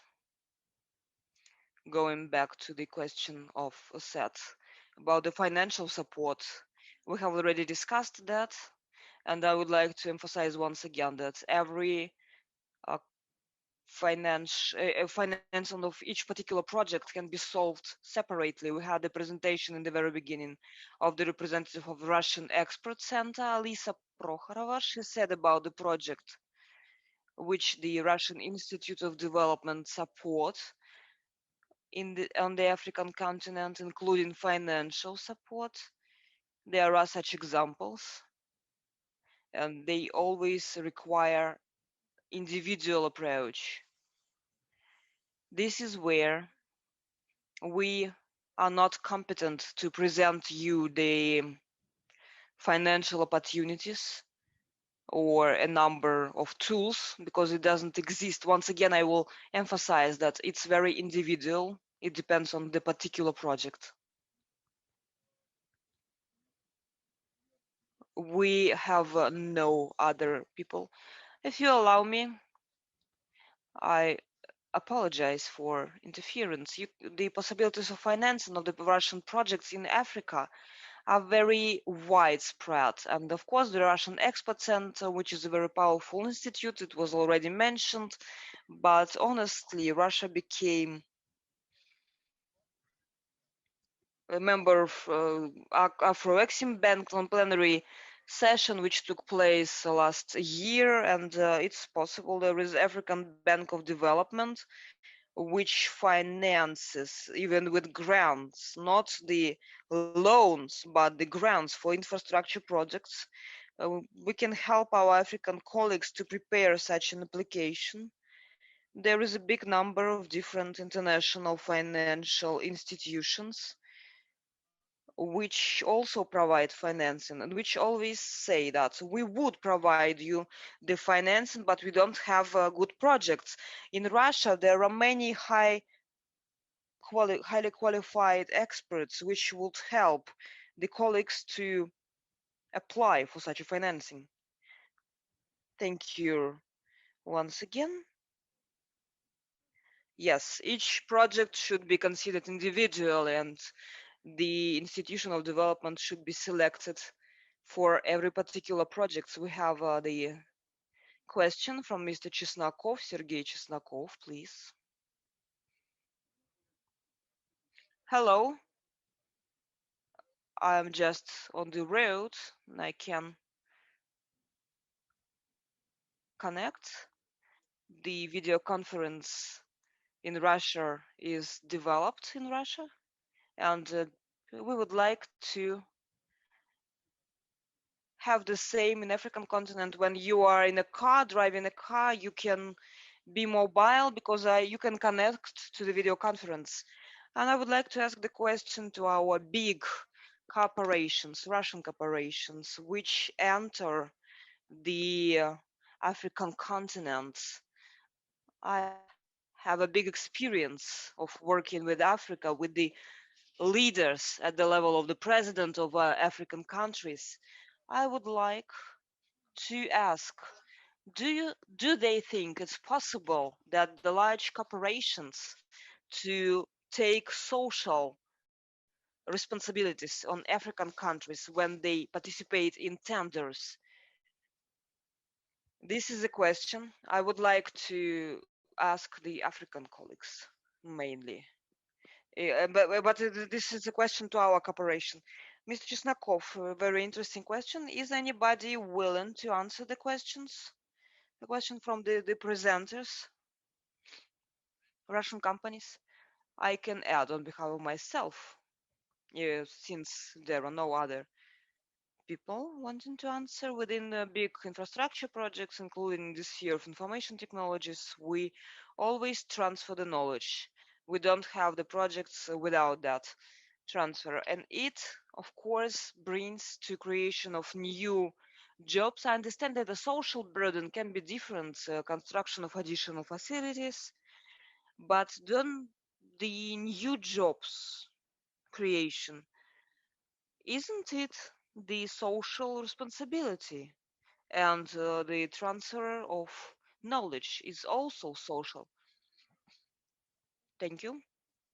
I would like to add something. There is a rule, non-official rule, that tenders for transnational corporations, they should provide a social package which gives something directly to the social sphere of the local population. And we have very good experience, very significant experience with Nornickel in South Africa and Botswana, and Lukoil has such example, wonderful project of Rusal social project when they built this hospital in Guinea. Rosabaronexport also has the offsets, and which is a gift, which is a very significant from the point of view of the value, up to 3% when something is socially important, is gifted. Medical, telemedical aspects, and that is why it's a very well spread thing, which is very efficient. for the tenders, because the more powerful the social package is, the higher the probability of the victory is there. And we witnessed many examples. Thank you, Sergei Chesnakov, for this question. I could also add something about the education. Just a couple of minutes. Yes, please. My name is Maxim Shirokov, Novodinsk company. We work with African countries in digital education. Why it's topical? Because digital education is the only way to continue education during the COVID quarantine, which is very topical for African countries. The next billion of the school pupils in the next 20 years will be in Africa. And in Africa, education is very popular because it's not available in all the countries. Our companies provide information systems, digital content, digital educational systems for the teachers. We develop digital learning methodological complex for standard and non-standard disciplines. For example, the preschool education, corporate education, etc. And here we Russian companies will probably are not competitors, will not compete with the Chinese companies which build the ports for billions of dollars. Digital education, it is not worth billions of dollars. They are worth maybe hundreds of thousands of dollars, but at the end it's more efficient. At this presentation you can see our solutions for further development of teachers and the federal projects where we are the main supplier of the content, which is called Russian Electronic School, allowed Russian educational system to efficiently pass through the COVID quarantine. The system load increased by 50 times. It allowed to efficiently study. We work not only in Russia, this is our Chinese project. Our projects are also popular in China, Middle East countries, Saudi Arabia. We also deal with innovation products such as digital documents on the basis of the blockchain. We have dozens of modules. You can consider us as the Lego to a certain extent.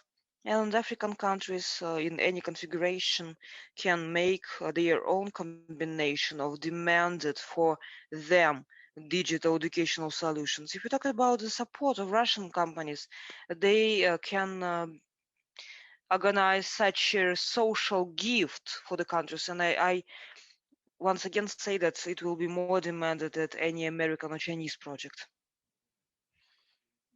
That's great. Thank you very much.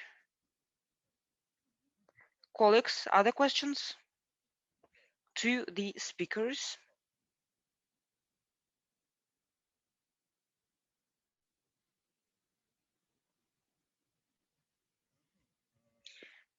Okay, colleagues.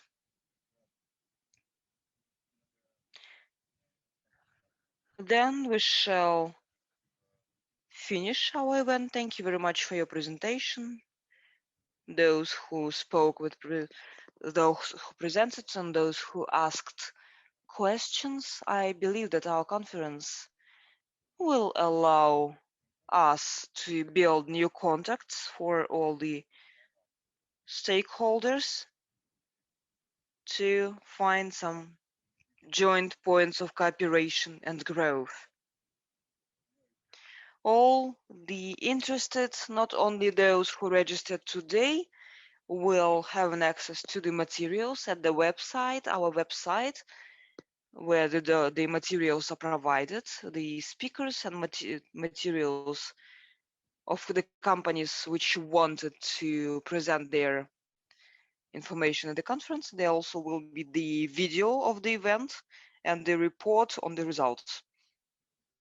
And we plan to support this information during a long period of time. Before, I believe that till it's interesting, it will not be closed, so you have enough time to familiarize yourself with the topics of today's discussion. There will be much time for that in addition to our today's conference. We scheduled many events, including business mission of Russian companies to African countries, which will take place on the margins of the intergovernmental commissions in both Russia and Africa. We hope that the situation will COVID-19 will improve, which will allow us to have the offline events, because it doesn't require any explanation. Everybody is missing the personal contacts with the partners, because it's always more productive than the conversation on the phone. Even if you have the video conference mode, we prepare to the summit Russia-Africa 2022. We don't know the country and the venue. It will be probably determined in the nearest future. And on Russian side, we have already taken some practical steps. In preparation for the summit last year, we formed the new dialogue mechanism, the Forum Partnership. Non-commercial organization was established, Association of Economic Cooperation with African countries. It already unites leading Russian companies, business councils, expert communities. Allow me to address our African colleagues from the agencies, industrial agencies, sectoral agencies. We ask you to, if possible, please kindly send us the list of key projects implemented in the countries. We'll try to process it and to address it correctly, to have a certain luggage of knowledge which we will turn into the practical activities.